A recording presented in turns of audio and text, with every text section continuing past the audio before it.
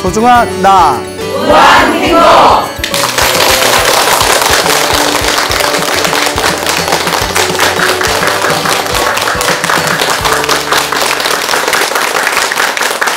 예, 만나서 반갑습니다. 반갑습니다. 예, 광우 스님이라고 합니다. 우리 또 멀리서 울산의 어느 신심 깊은, 불심이 깊은 거사님께서 또 이렇게 편지를 보내오셨습니다. 그래서 너무 내용이 좋아서 제가 읽어드릴 테니까 한번 잘 들어보시기 바랍니다. 네. 광우 스님께 올리는 글. 존경하는 광우 스님께 절 올립니다. 저는 경남 울산에 살고 있는 소나무 열렬팬 무자생 김아무개라고 합니다. 저는 항상 불교 TV를 신행생활의 큰 스승으로 삼고 의지하며 부처님 법대로 살아보자고 노력하는 걸어다니는 종합병원의 또 다른 별명을 가진 나약한 불자입니다. 건강이 많이 안 좋으신가 봐요. 예.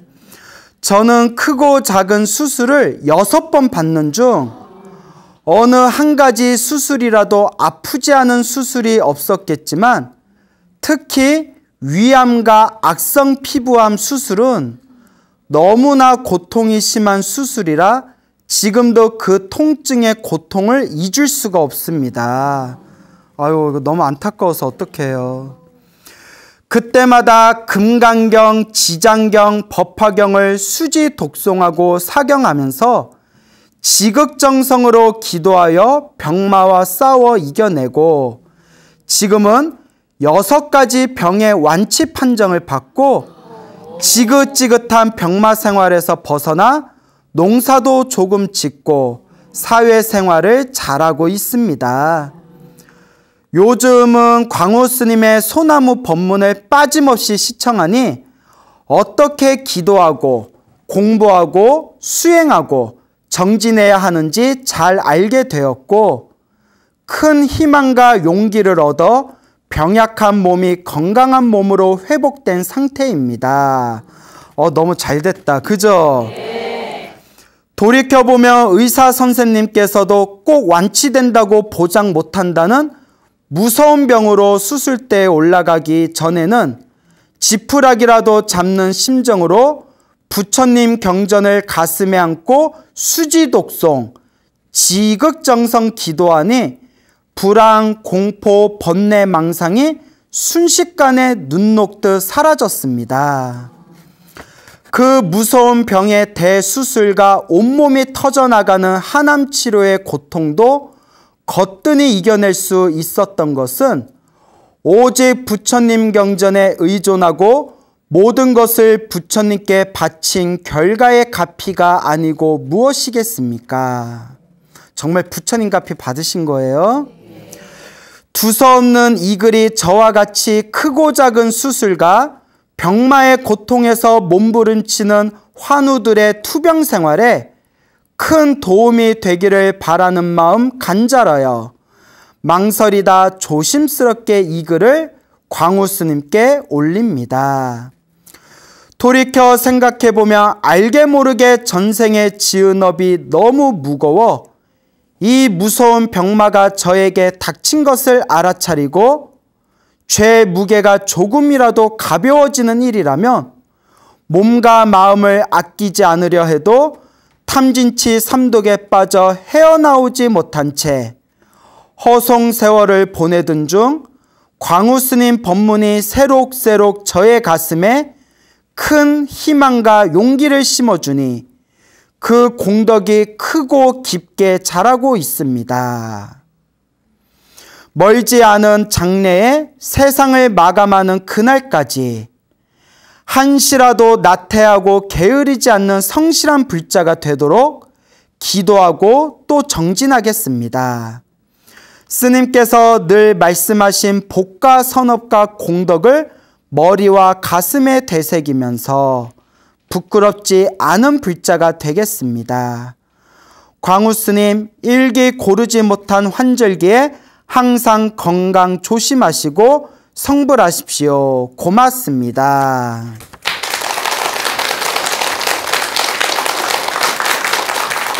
자, 편지 잘 들어보셨죠? 네. 이렇게 우리가 살아가면서 힘들고 괴롭고 답답할 때 부처님께 의지하고 기도하는 힘은 우리 삶에 아주 놀라운 큰 희망과 불빛이 됩니다. 그러니까 여러분들도 항상 힘들고 괴롭고 답답할 때 무엇을 열심히 하셔라? 예, 기도를 열심히 하시고 부처님과 보살님께 의지하여라. 이렇게 꼭 말씀드리고 싶습니다. 얼마 전에 또 굉장한 소중한 그런 이야기를 듣게 되었는데요. 여러분들이 굉장히 큰 도움이 될 거라고 생각을 합니다. 지금 수원에 있는 사찰에서 신앙생활을 하고 계시는 어느 불자님의 이야기입니다. 수원에 있는 사찰에서 신앙생활을 하고 계시는데, 보살님께서 지금 연세가 66살이 되신대요. 66살이 되시는 이 불자님이신데, 이 불자님께서 1980년도부터 그 식당을 운영을 하셨대요. 식당 가게를 운영하셨는데, 거의 한 40년 되죠? 그 식당 가게를 운영할 때 급성 간염이 오셨대요. 급성 간염 굉장히 무서운 병이지 않습니까? 그래서 몸이 너무 이상하다 싶어서 병원에 갔더니 급성 간염이었는데 황달이 찾아왔대요. 온몸에 황달이 노랫끼하게 황달이 생기고 몸에 퉁퉁 붓더래요. 그러니까 얼굴하고 손발이 그냥 퉁퉁 붓는 거 있지 않습니까? 의사가 하는 얘기가 이건 무조건 쉬어야 된다. 무조건 쉬어야 된다. 약 먹고 좋은 음식 먹고 푹 쉬어라. 안 그러면 큰일 난다. 근데 미치고 팔짝 뛰겼대래요. 왜냐? 식당을 운영하면서 생계가 걸려 있으니까. 그때 어린 딸하고 아들이 있었대요. 어린 딸과 아들이 있었는데 생계를 책임지고 있는데 그 식당을 운영하지 않고 쉬어버리면 누가 애들 먹여 살려요. 이게 어떻게 보면 우리 같은 서민들은 하루 먹고 하루 사시는 분들 많지 않습니까? 참 쉬기도 힘들어요. 자, 정말 힘들고 괴롭고 도저히 어찌할 수도 없는 인생의 절벽과 같은 낭떠러지에 만났을 때 우리가 의지할 수 있는 가장 좋은 방법 중에 하나가 바로 무엇이다? 기도라는 거예요. 기도는 놀라운 기적과 가피를 우리에게 안겨줍니다. 이 보살님이 그 당시 40년 전이면 좀 젊었을 때잖아요. 그때 또 어디서 들은 내용이 있으셨는지 관세음보살을 부르셨대요. 관세음보살. 그러니까 따로 기도할 시간도 없었대요. 그냥 아침에 눈 뜨면 저녁에 잠들 때까지 식당에서 낮에 일하면서도 입으로 혹은 사람들이 있을 땐 마음속으로 계속 관세음보살 부르셨대요. 관세음보살. 불보살님, 부처님, 보살님, 저 죽겠어요. 저 이러다 정말 죽습니다. 너무 힘들고 괴롭습니다. 도와주세요. 계속 도와달라고 기도했는데 아무 응답이 없더래요. 무슨 기도한다고 바로 연락 오나요? 예? 아무 응답이 없으니까 매달리다가 나중에는 원망하는 마음이 생기더래요. 그렇죠. 아무리 불러도 아무런 응답이 없으니까. 오죽하면 한국에서 가장 히트한 대표적인 노래 중에 대답 없는 너라고 있잖아요. 대답이 없어. 아무개야. 대답이 없어. 대답 없는 너 아세요?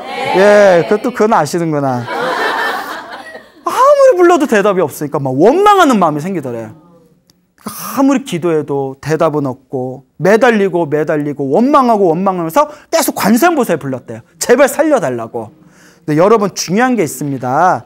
소나무를 통해서 항상 말씀을 드렸지만 기도라는 게 전생에 복을 많이 지은 사람은 이번 생에 기도를 조금만 해도 효과를 빨리 봐요. 그것도 전생의 복이에요. 지어놓은 복이 있으니까. 전생에 지어놓은 복이 하나도 없는 사람, 흥분의 집에 그 쌀 항아리 마냥 박박 긁어도 쌀 한 탈 안 넣을 정도로 복이 없는 사람들은 기도를 아무리 많이 해도 효과를 좀 더디게 봐요. 근데 여기서 중요한 게 있습니다.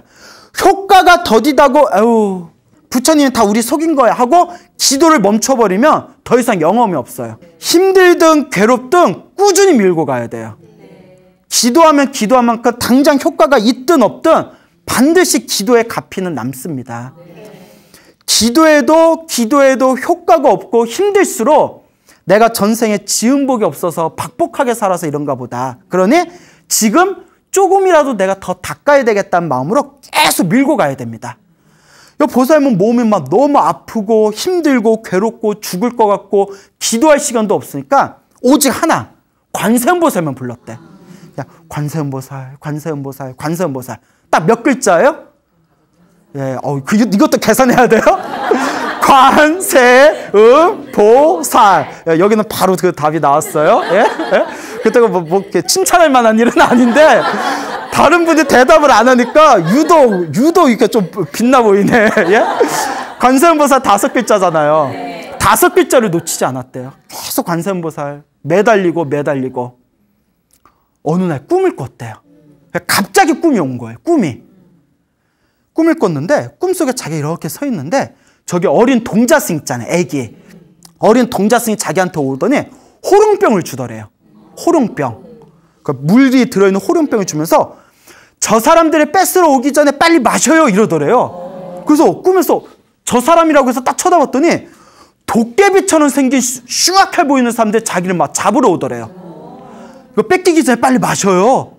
그래서 다급하게 호롱병을 받아서 물에 벌컥 마셔서 병을 땅에 딱 버리면서 잠에서 딱 깼대요. 온몸이 상쾌하고 가볍더래요. 그 급성 강열 때문에 황달 생기고 몸이 퉁퉁 붓고 죽일 듯이 아팠잖아요. 꿈에서 호롱병에 물을 마시는 꿈을 딱 꾸고 나서 눈을 딱 떴는데 꿈에서 깼는데 몸이 너무 가볍고 상쾌하더랍니다.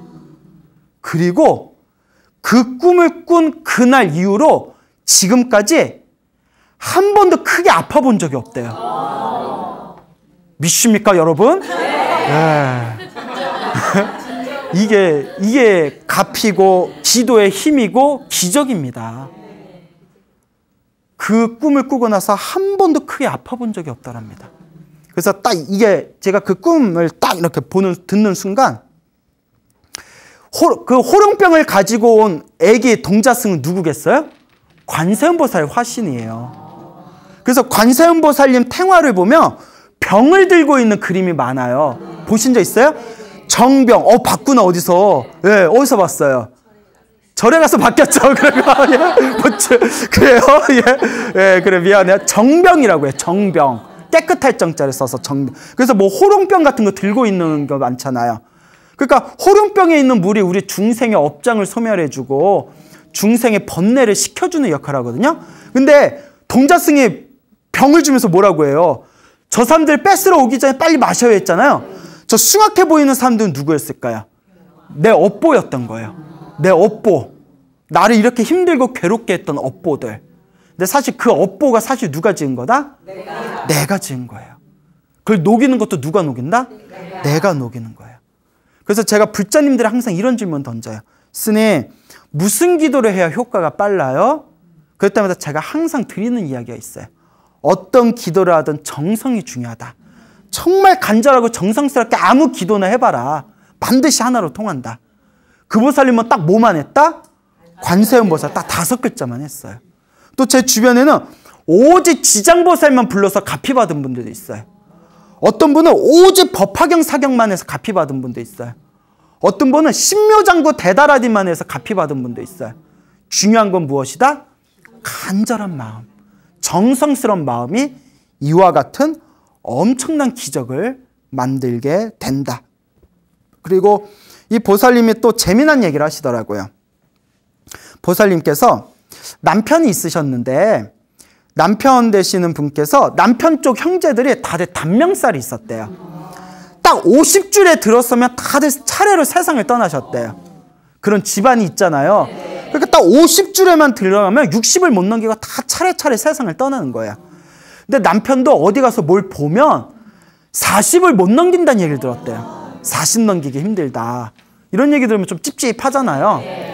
그럼 여러분, 40 넘기기 힘들다. 그러니까 뭐 네 남편은 단명살이 있다. 네 자식 오래 못 산다. 너 수명이 짧다. 이렇게 겁주는 사람들이 있어요. 사이비드 중에 그런 겁주는 사람들이 있습니다.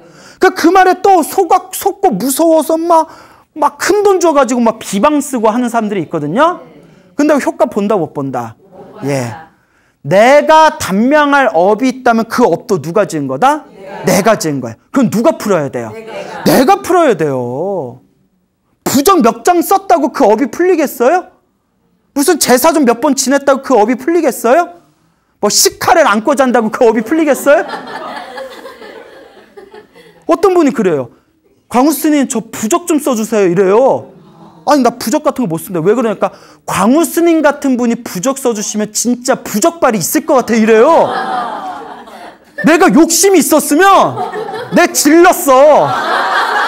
얼마 줄 거야? 내가 이래. 어? 내가 정성껏 써줄까 얼마 줄 거야? 근데 제가 이런 얘기를 했어요. 부적으로 운명이 바뀔 수 있다면 일로 등짝에 문신을 하라고. 아, 뭐하러 종이 쪼가리 들고 다녀요? 등짝에 문신을 해버리지. 또 그건 싫대. 너무 흥분했나 봐요. 예. 자기 업은 누가 풀어야 된다? 내가. 기도를 해야 됩니다. 이 보살님이 이제 전생에 성근이 있고 또 기도 열심히 해서 기도빨도 받아봤잖아요. 그러니까 항상 여보 좋은 스승을 만나야 돼. 누굴 만나야 된다? 좋은 스승을 만나야 됩니다. 그때 수원의 복령사라는 절이 있어요. 지금은 이제 세상을 떠나셨는데 그 당시에 수원 복령사에 묘엄이라는 비구니 스님이 계셨어요. 묘엄 스님이라고 비구니 스님인데 아주 비구니계 큰 스님이십니다. 그 예전에 소나무에서도 그 묘엄 스님 능엄주 이야기에서 제가 소나무에서 그 가피 이야기도 했었거든요. 아마 보신 분이 기억이 나실 거예요. 아무도 안 나는구나. 했어요? 그 여기만 남고 다 나가. 아 그래요? 또 흥분한 것 같죠? 예, 갱년기예요. 이해하세요? 예. 자, 그 수원에 이제 묘엄 스님이라는 그 비구니 스님 큰 스님이 계셨는데 지금 세상을 떠나셨어요. 그 묘엄 스님을 이제 우연히 만났는데 묘엄 스님한테 이제 그 상담을 했더니 묘엄 스님이 남편을 위해서 100배, 1000배 남편을 위해서 절을 해라라고 했대요. 그러니까 이 보살님이 예 하겠습니다 하고 매일매일 사찰해서 남편을 위해서 108배 절을 올렸대요. 매일매일 108배 절을 올리고 한 번씩 철야 정진할 때마다 3000배씩 절을 했대요. 야 3000배 하기 쉬워요 어려워요? 근데 누구를 위해서? 남편을 위해서. 금실 좋은가 봐. 여러분들 같으면 남편을 위해서 절하겠어요 못하겠어요? 와 저기 막 고개 걸려서 남편 서운해하겠다. 어떡해. 내가 이래서 결혼을 안 해 내가. 좋다고 결혼했더니 나를 위해서 3000배를 못해줘? 아 진짜 나 또 흥분하네. 내가 감정몰입했나 보다. 남편을 위해서 막 3000배도 해줬대요. 그러다 몇 년이 지난 뒤에 자 정말 남편을 사랑했나 봐요. 봉정암 아시죠? 네. 봉정암 설악산 봉정암 있잖아요. 봉정암을 제가 백담사에 살 때 20대 백담사에 살 때요. 20대 때 봉정암을 한 20번 올라갔었어요. 근데 우리 같이 이제 좀 젊은 남자들은 한 3시간이면 올라가요. 저도 한 3시간에서 3시간 반 정도에 올라가고 쉬엄쉬엄 쉬면서 가면 그래도 한 4시간이면 올라가고 같이 살았던 스님 중에 체력이 엄청 좋았던 스님이 있었거든요. 키가 작고 통뼈에 무슨 머슴처럼 생긴 스님이 있었는데 짱짱만 하고 힘 좋아 보이는 스타일 있잖아요. 2시간 반 만에 올라가요. 백담사에서 봉정암까지 2시간 반 만에 올라가더라고. 야 진짜 대단하더라. 예, 체력 부럽더라. 예, 그래요? 자, 그래서 이제 봉정암을 보통 이렇게 평소에 운동을 안 하신 그런 이제 여성분들이 올라가면 막 5시간, 6시간도 걸려요. 중간에 쉬었다가 올라가고 쉬었다 올라가면 대여섯 시간 걸리는데 그 보살님도 거의 뭐 5시간 가까이 봉정암에 5시간을 걸어 올라가가지고 3000배를 했대요. 올라가는 것도 힘든데 5시간, 6시간을 걸어 올라가서 뭘 했다? 누구를 위해서? 이야, 남편이 전생에 복을 엄청 많이 줬나 봐. 나를 위해서 3000배 해줄 사람 없나? 예? 야, 복을 많이 줬나 봐요. 그죠? 그래서 이제 3000배를 했는데 여기서 이제 재미난 얘기가 나와요. 5, 6시간을 걸어 올라가서 3000배를 하니까 몸이 얼마나 피곤해요. 한밤중에 철야 정진하면서 2700배에서 2800배를 넘어갈 때 너무 힘들어서 절하다가 깜빡 졸았대요. 깜빡 졸았는데 눈앞에 큰 장군이 있더래요. 무거운 갑옷을 들고 있는 큰 장군이 있었는데 장군이 점점 몸이 사르르르 녹더래요.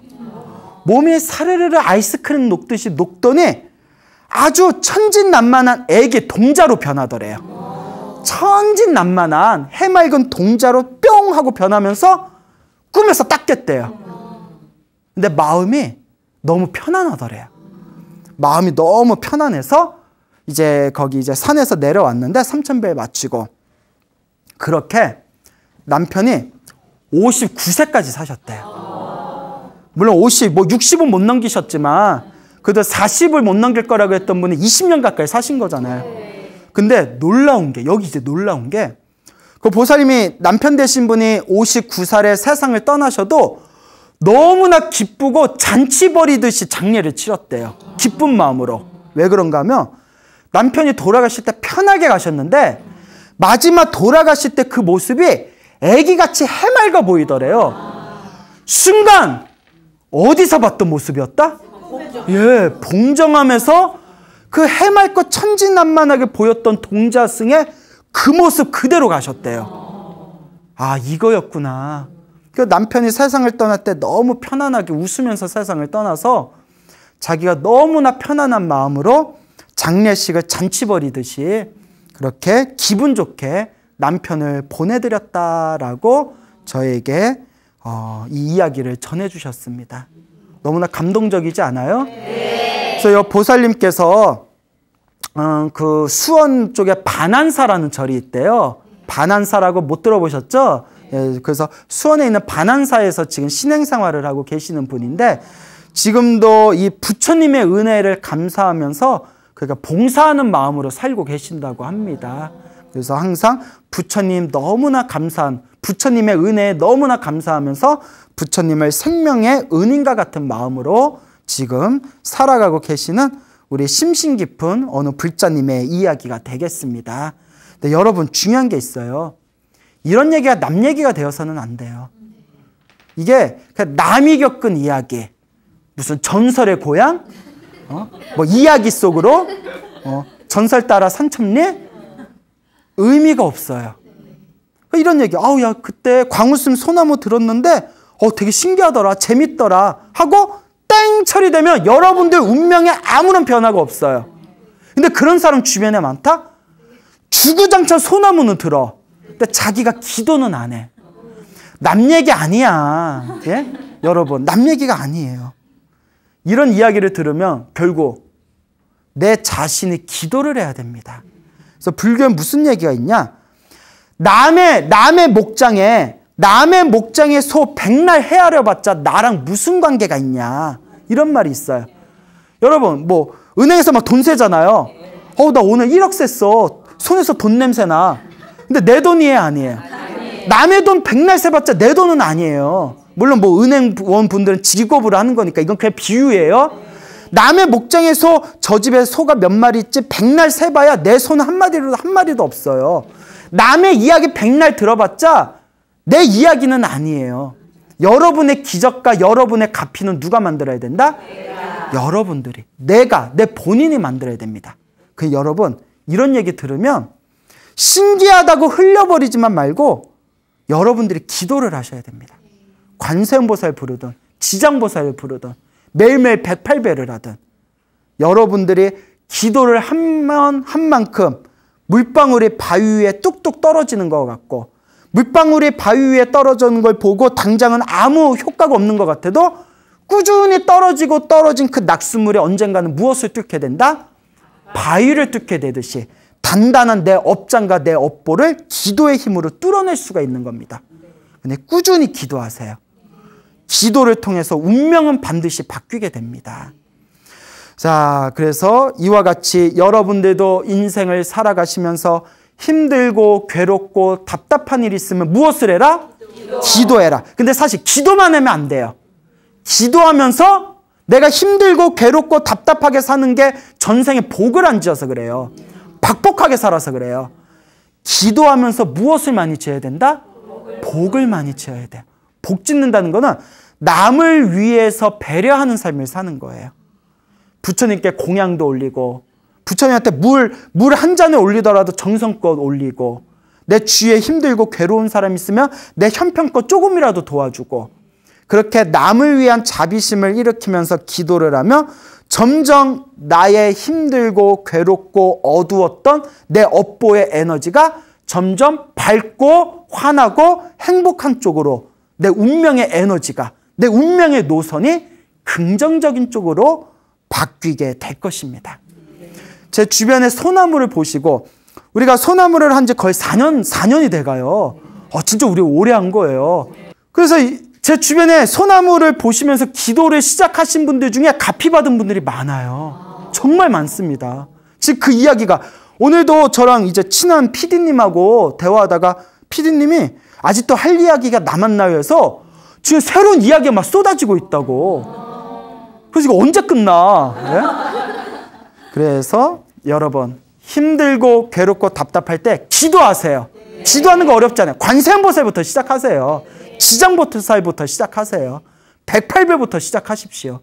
간절하게 기도하는 여러분들의 마음이 여러분들의 운명을 바꾸어 나가게 될 것이다. 꼭 명심하시기 바랍니다. 알겠죠? 네. 자, 그래서 또 재미난 이야기를 하나 해드릴게요. 이것도 어느 분의 굉장히 감동적인 이야기인데, 어느 부부가 있었대요. 이 부부가, 남편이 이제 오랫동안 회사 생활을 하면서 돈을 좀 저축을 많이 했나 봐요.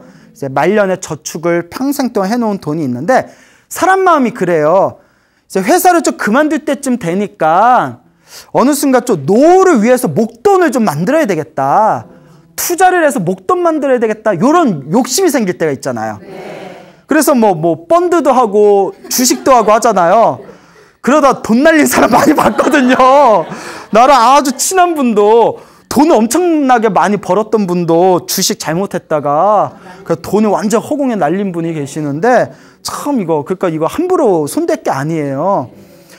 부인이 목돈 만든다고 투자를 했다가 남편이 모아둔 돈을 다 써버렸대요. 다 날려버린 거예요. 난리가 난 거죠. 그 돈 아까워서 어떡해. 근데 이게 사람이 이제 눈이 한번 돌아가잖아요. 부인 되는 분이 그 본전 찾겠다고 이번에 빚까지 져가지고 투자했는데 또 날린 거예요. 집안이 난리가 났죠. 요새 이런 얘기 하더라고요. 노후 자금 없어도 되니까 빚 없는 것만 해서 성공했다고. 그렇죠. 그런 얘기 있죠. 빚 없으면 성공했다고. 예. 제가 빚은 없어요. 예? 저도 빚은 없네요. 생각해보니까. 그래요. 뭐, 머리 깎고 승복 입었는데 하루 세끼 밥 먹으면 호강하는 거죠. 뭐. 그래, 빚은 없다, 야. 네. 그 집안이 이제 난리가 나는 거예요. 맨날 부부싸움하고, 요년 저년, 이놈 저놈, 얼씨구 절씨구, 차차차, 뭐 이러면서, 그 집안 꼴이 어떻게 되겠어요? 난리가 나죠. 그냥 막 난리가 나요. 그러니까 막 남편하고 아내하고 막 싸우면서, 너와 나의 만남은 인연인 줄 알았더니 진짜 인연이 됐네, 막 이러면서, 네 인연! 막 이러면서. 그래서 이제 딸이 있었는데, 중학생 딸이 이제 집안이 막 난리가 나니까 딸이 막 엇나가더래요. 그 불량소녀가 되고 비행소녀가 되더니 집을 나가서 가출을 해버린 거예요. 여자애가. 집안 이제 난리가 나고 막 힘들고 괴롭고, 이대로는 안 되겠다 싶어서 그때 절을 좀 다녔나 봐요. 기도를 많이 하신 분한테 상담을 받았대요. 상담을 하면서 이제 새로운 걸 알게 된 거예요. 여러분도 인생이 너무나 안 풀릴 때 자기 살아왔던 삶을 한번 잘 반추해 보세요. 한번 이거 중요한 겁니다. 여러분, 원인 없는 결과는 없습니다. 원인 없는 무엇은 없다? 결과는 없어요. 아니 땡 굴뚝에 연기 나래 있죠? 나무를 태워야 연기가 나는 거예요. 기도를 많이 하신 분하고 상담을 하면서 많은 걸 느끼겠는데, 첫째, 남편 되는 분이 자기가 동생이 있었는데 어렸을 때 동생이 우물에 빠져 죽은 적이 있었대요. 우물에 빠져 죽은 적이 있었고. 근데 다 그런 건 아닌데, 집안에 좀 안 좋게 돌아가신 분이 있을 때 좀 집안에 우환이 있는 경우가 있어요. 물론 다 그런 건 아니에요. 또 이런 거에 너무 속아서도 안 되고, 다만 그런 이야기가 있다는 거예요. 그래서 제가 이런 얘기가 되게 조심스러워요. 예, 그래서 또 이런 거에 너무 혹할 필요는 없는데, 간혹 절에 있다 보면 그런 어떤 영적인 거 있잖아요. 안 좋게 돌아가신 분이 많으면 좀 영적인 거. 그리고 무서운 얘기 하나 해드릴까요? 집에 가족 중에 자살한 분이 있으면, 자살한 분들이 좀 많으면 꼭 자손 중에 자살하는 사람들이 또 나와요. 그 얘기 듣지 않았어요? 그거 있어요, 진짜. 그럴 때는 기도를 많이 해주고 제사지, 천도제 지내주고 해야 돼요. 저 그런 경우 많이 들었어요. 그럴 때 막 지장기도도 많이 해주고, 안 좋게 돌아가신 분들을 위해서 기도를 많이 해줘야 돼요. 그 효과 있습니다. 또 이런 얘기 소나무에서도 몇 번 했었는데, 어렸을 때 동생이 우물에 빠져 죽은 적이 있었고요. 두 번째, 조상님들이, 자기 위에 이제 조상님들이 사냥을 많이 했대요. 살생을 해서 살아있는 짐승을 잡아 죽여서 많이 잡아먹었대요. 불교에서 이걸 살생업이라고 하거든요. 예. 그래서 사냥을 많이 해서 살생업을 많이 줬대요. 살생업보를 굉장히 많이 줬고, 세 번째가 부인이, 여러분들 이거 중요합니다. 이거 지금 소나무 보고 계신 분들, 낙태를 많이 했대요. 이 낙태 업보가 커요. 이거 부끄러워할 일 아니에요. 실수는 실수지만 이거 풀어야 돼요. 불교 경전에 뭐 장수 동자경인가? 라는 거 보면 이렇게 낙태한 영가들이 갈 곳이 없어서 떠돌아다니고 뭐 이런다는 내용이 있어요. 그래서 지장보살이 걔네들이 다 품고 천도시켜준다, 이런 내용이 있거든요. 그러니까 낙태를 많이 했어요. 이것도 살생업보잖아요.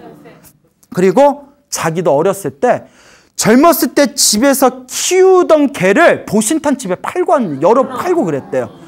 이거 우리 한국 사람이 이거 쉽게 생각하잖아요.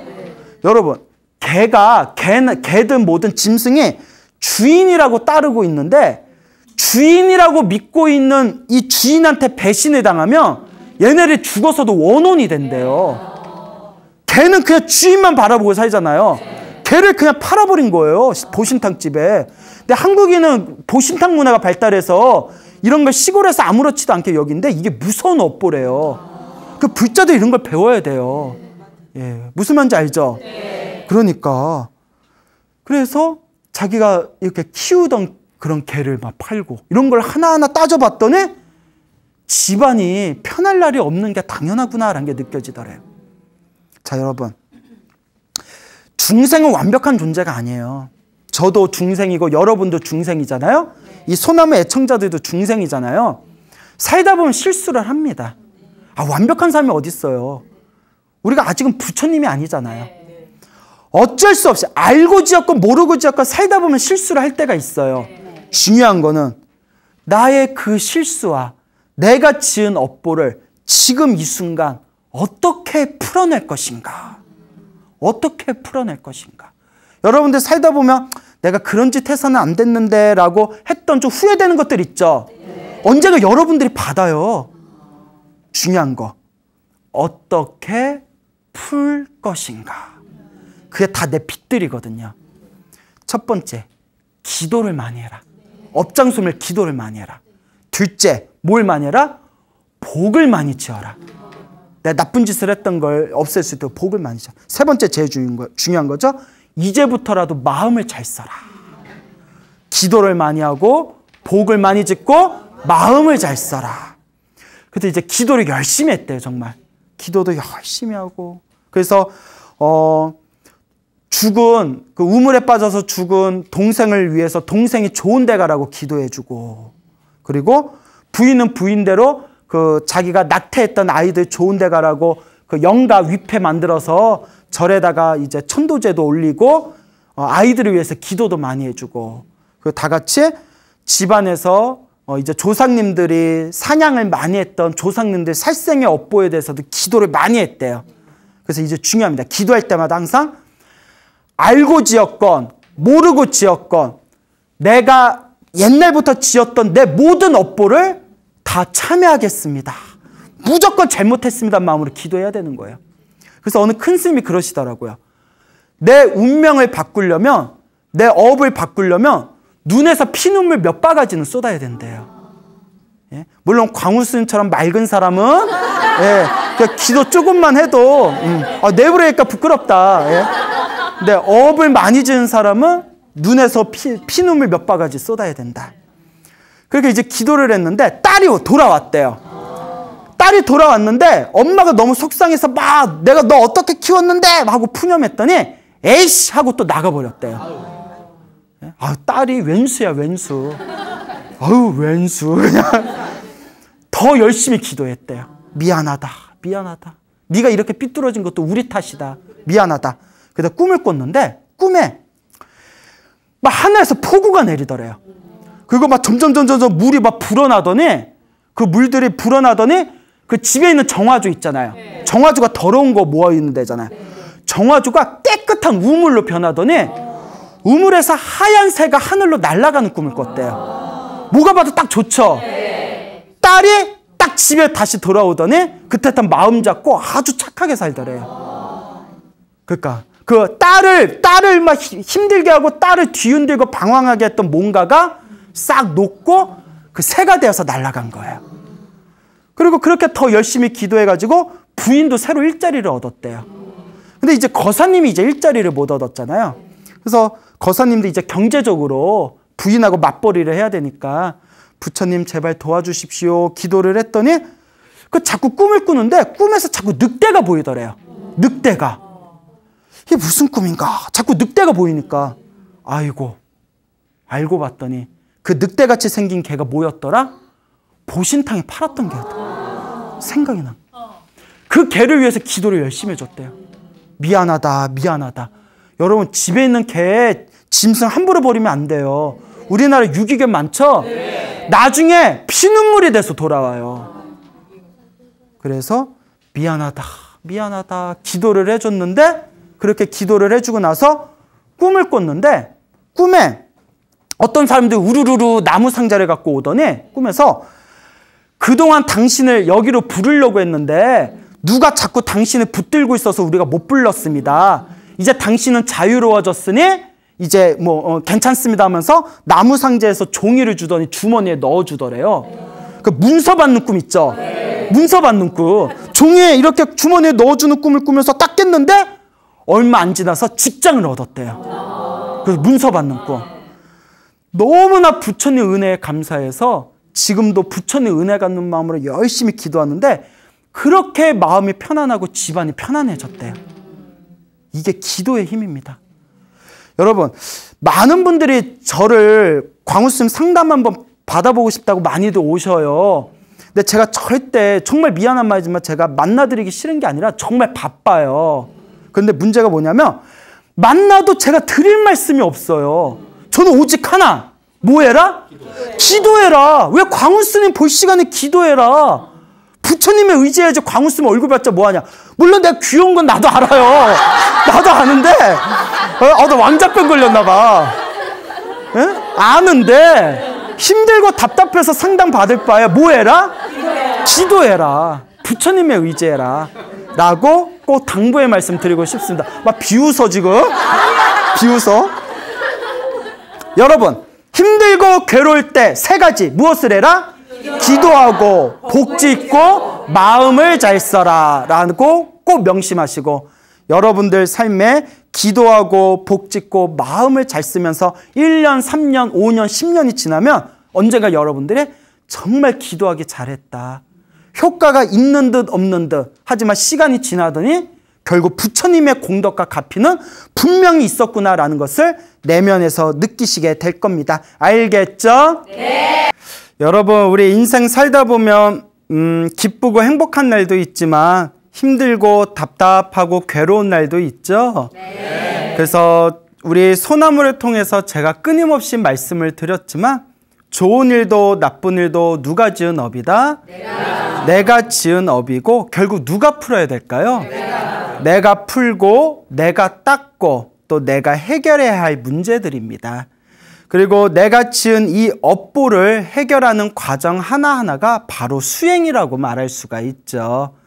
그래서 오늘 여러분들께 들려드릴 이야기는 우리 소나무의 아주 광팬이신 분이 부처님의 가르침과 기도를 통해서 행복과 평온함과 안정을 얻게 된 그런 소중한 감동스러운 이야기를 또 전해드릴까 합니다. 한번 잘 들어보시기 바랍니다. 네.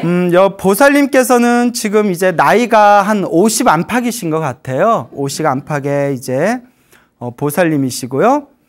원래는 어렸을 때부터 할머니가 아주 그 천주교에 대한 신앙이 아주 깊으셨답니다. 그래서 자기가 이제 5남매였는데 이 5남매 중에서도 할머니를 유독 잘 따랐다고 합니다. 그래서 할머니의 손을 붙들고 어렸을 때부터 이제 성당을 굉장히 열심히 다닌 독실한 정말 모태신앙에 가까운 그런 이제 천주교 신자였던 보살님이 계십니다. 근데 이 보살님이 자기가 16살이었을 때, 자기 나이 16살이었을 때 아버지께서 47살의 나이로 갑자기 세상을 떠나셨대요. 사실 47살이면 젊지 않습니까?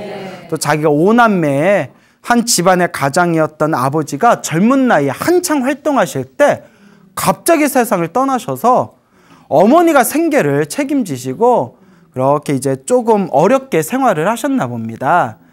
그러다가 이제 가장 큰 오빠, 장남인 큰 오빠가 사회생활을 하면서 실질적인 가장 역할을 하셨대요.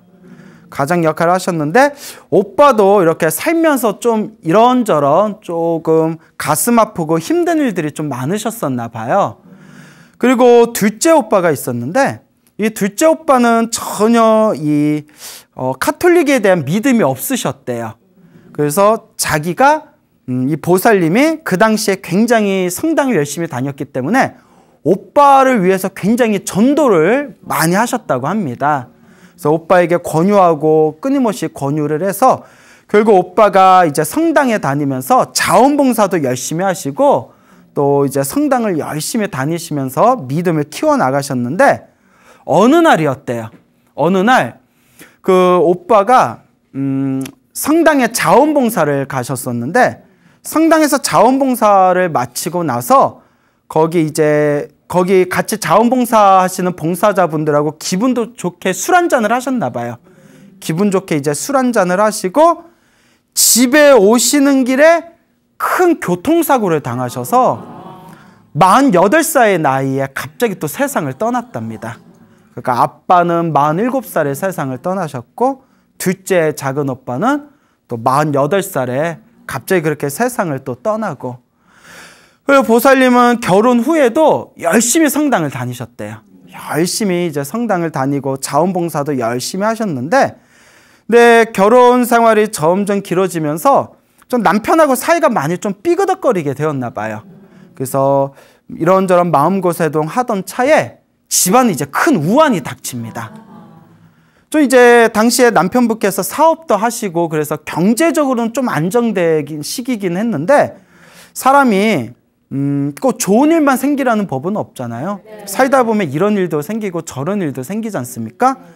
집안에 아주 큰 근심이 생기게 되는데 그 당신의 작은 딸이 멀쩡하고 이쁘고 착했던 작은 딸이 멀쩡했던 작은 딸이 대학교 졸업하고 나서 약간 정신적인 문제 증세를 일으키더래요. 정신적으로 조금 이상한 상태가 돼가지고 왜 이러지? 애가 왜 이러지? 하다가 병원에 데려갔더니 조울증 증세로 이제 진단을 받았답니다. 조울증이라고 있잖아요. 그래서 이제 조울증 이제 증세를 이제 진단을 받고 나서 치료를 하기 위해서 부단히 노력을 했대요.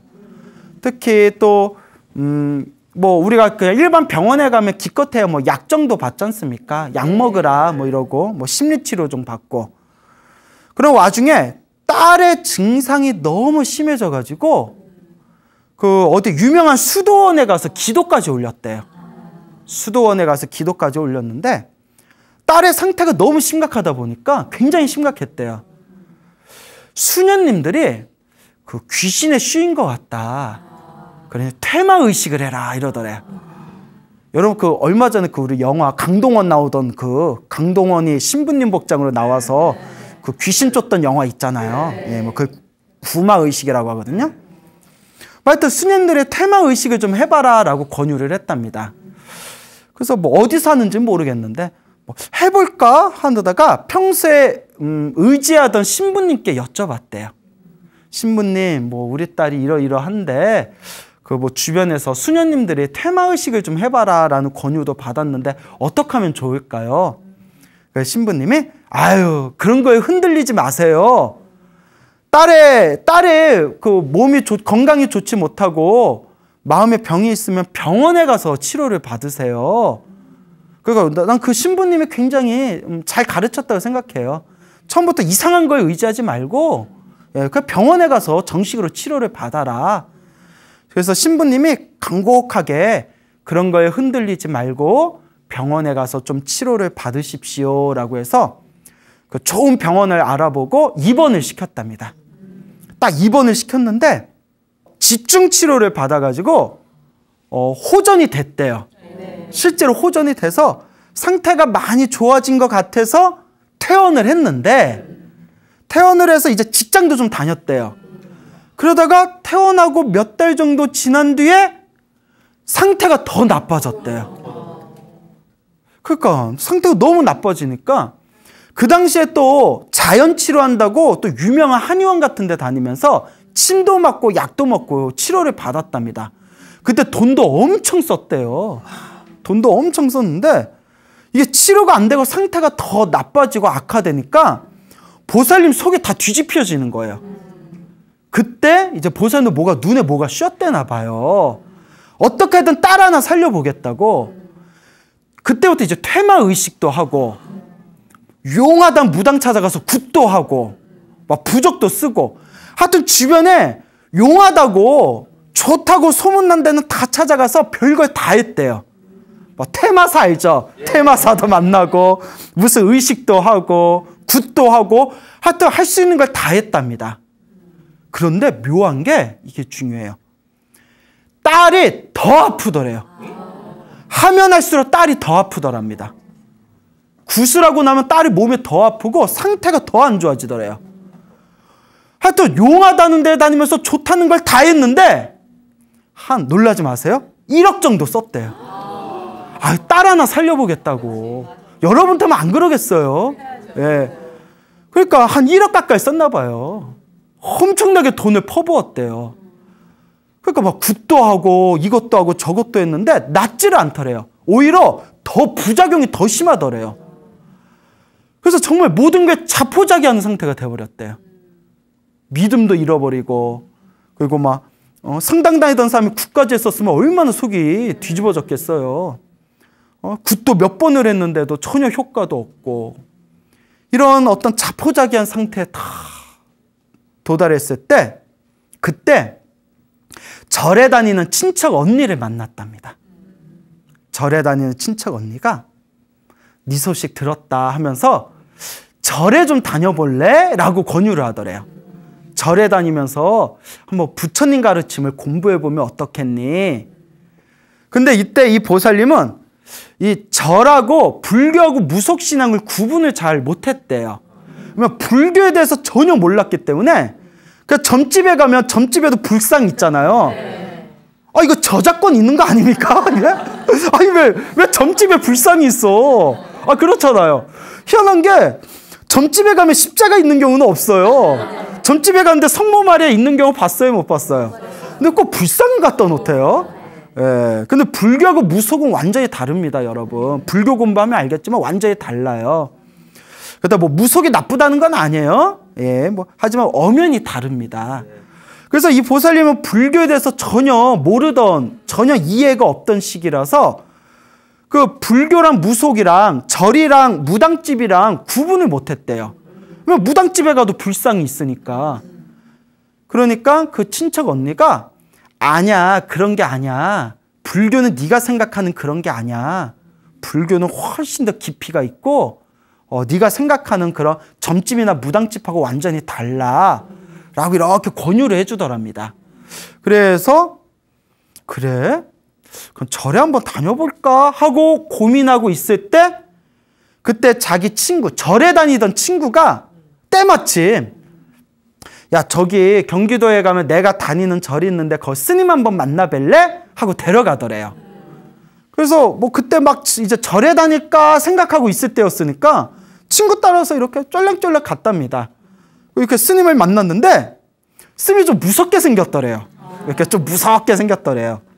그래서 스님하고 이런저런 상담을 하니까 스님이 아 그러냐고 돈 많이 깨졌겠네 이러시더래요. 많이 썼습니다. 그래 이제부터는 우리 절에 다니면 된다고 이제부터 우리 절에 다니세요 이렇게 이야기를 했는데 근데 이제 그 스님 절에 다니는데 자기 이제 불교가 뭔지 전혀 모르잖아요. 불교가 뭔지 전혀 모르지만 그 절을 이렇게 몇 달 다니면서 자꾸 좀 이상한 느낌이 들더래요. 첫째가 이거 잘 들어두세요. 부처님한테 기도는 안 하고 꼭 산신기도를 많이 하더래요. 산신기도를. 그러니까 부처님 보살님 기도를 안 하고 신기도를 많이 한다는 거예요. 이거 좀 문제가 있는 겁니다. 어쩌다가 산신기도나 용왕기도 같은 거 하는 경우는 절에서 있어요. 하지만 우리의 주된 기도는 항상 누구를 향해서 기도해야 된다고 했죠? 그렇죠. 부처님과 보살님의 자비심과 지혜를 배우고자 불보살을 스승으로 삼아서 우리가 기도하고 수행해야 되거든요. 근데 그 스님은 이상하게 이렇게 산신기도 위주로 하더래요. 그리고 무슨 대화를 할 때도 한 번도 부처님 가르침 이야기는 안 하고 뭐 세상 사는 이야기, 뭐 잡다한 이야기, 뭐 좀 이상한 이야기, 그리고 그렇게 돈 이야기를 많이 하더래요. 그 종교인 입에서 자꾸 돈 얘기 나오면 그거 안 좋은 거거든요. 모든 종교를 합해서 교회든 성당이든 절이든 이렇게 진리를 추구하는 수행자가 자꾸 돈 얘기하는 건 별로 좋은 게 아니잖아요. 그것도 어쩌다 한 번이지. 그래서 자꾸 좀 이상하다. 내가 불교가 뭔지 모르지만 이건 아닌 것 같은데 하다가 그 절에서 결정적으로 무슨 사건이 터졌대요. 그래서 그 사건을 접하고 나서 아니다 해가지고 이렇게 선을 그었대요. 그래서 그 절에서 몇 번 전화가 와서 이제 그 절을 안 다녔답니다. 그래서 일단 한번 이제 절에 인연이 맺었으니까 우연히 경기도에 있는 비구니 스님들이 공부하시는 사찰을 갔는데 너무 맑고 깨끗하더래요. 절이. 그 비구니 스님들이 모여서 이렇게 수행하시는 그런 사찰이었는데 너무 맑고 깨끗해서 그 절에 다니니까 그렇게 마음이 편안해지더래요. 실제로 좀 비구니 스님들이 열심히 사세요. 비구니 스님들이 확실히 좀 청소도 깨끗하게 하시고 말씀들도 좀 점잖게 하시고 그런 게 있긴 해요.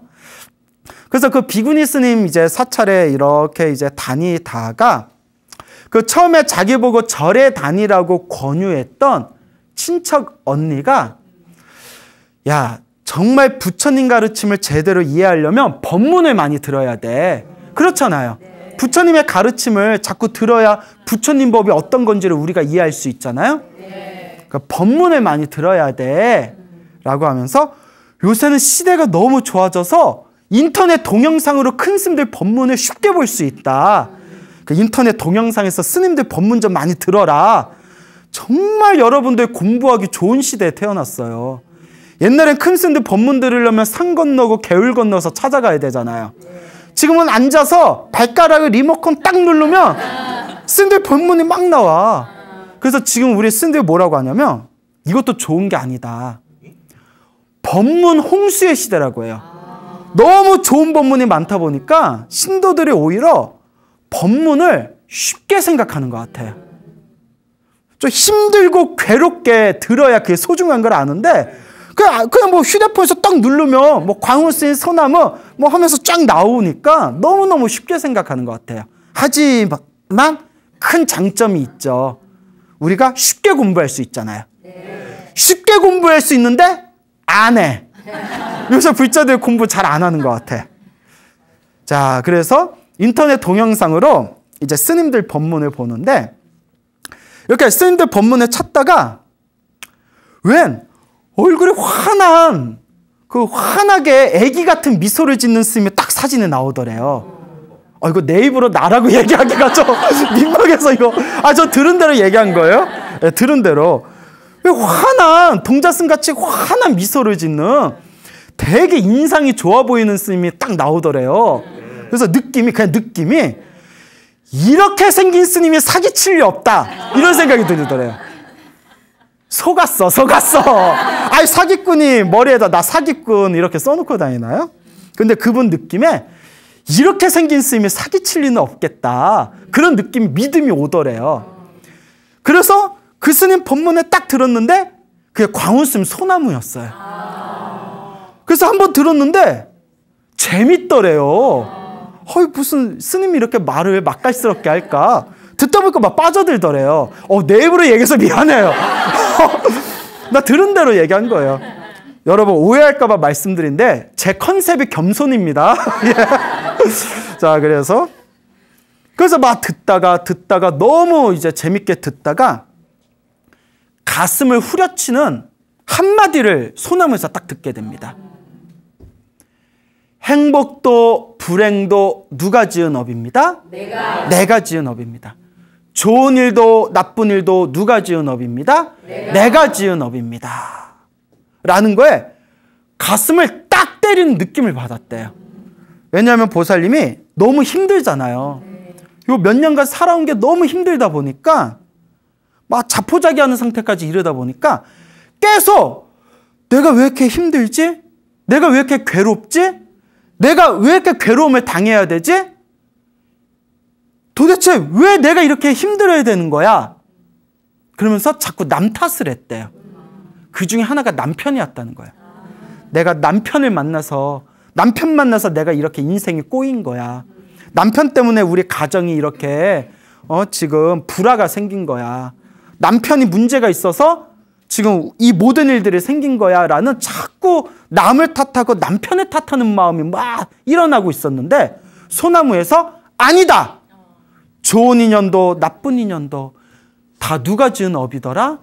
내가 지은 업이더라 라는 그런 법문을 듣는 순간 가슴에 뭐가 딱 때리는 느낌이 들더래요. 그게 그렇게 가슴이 시원하더래요.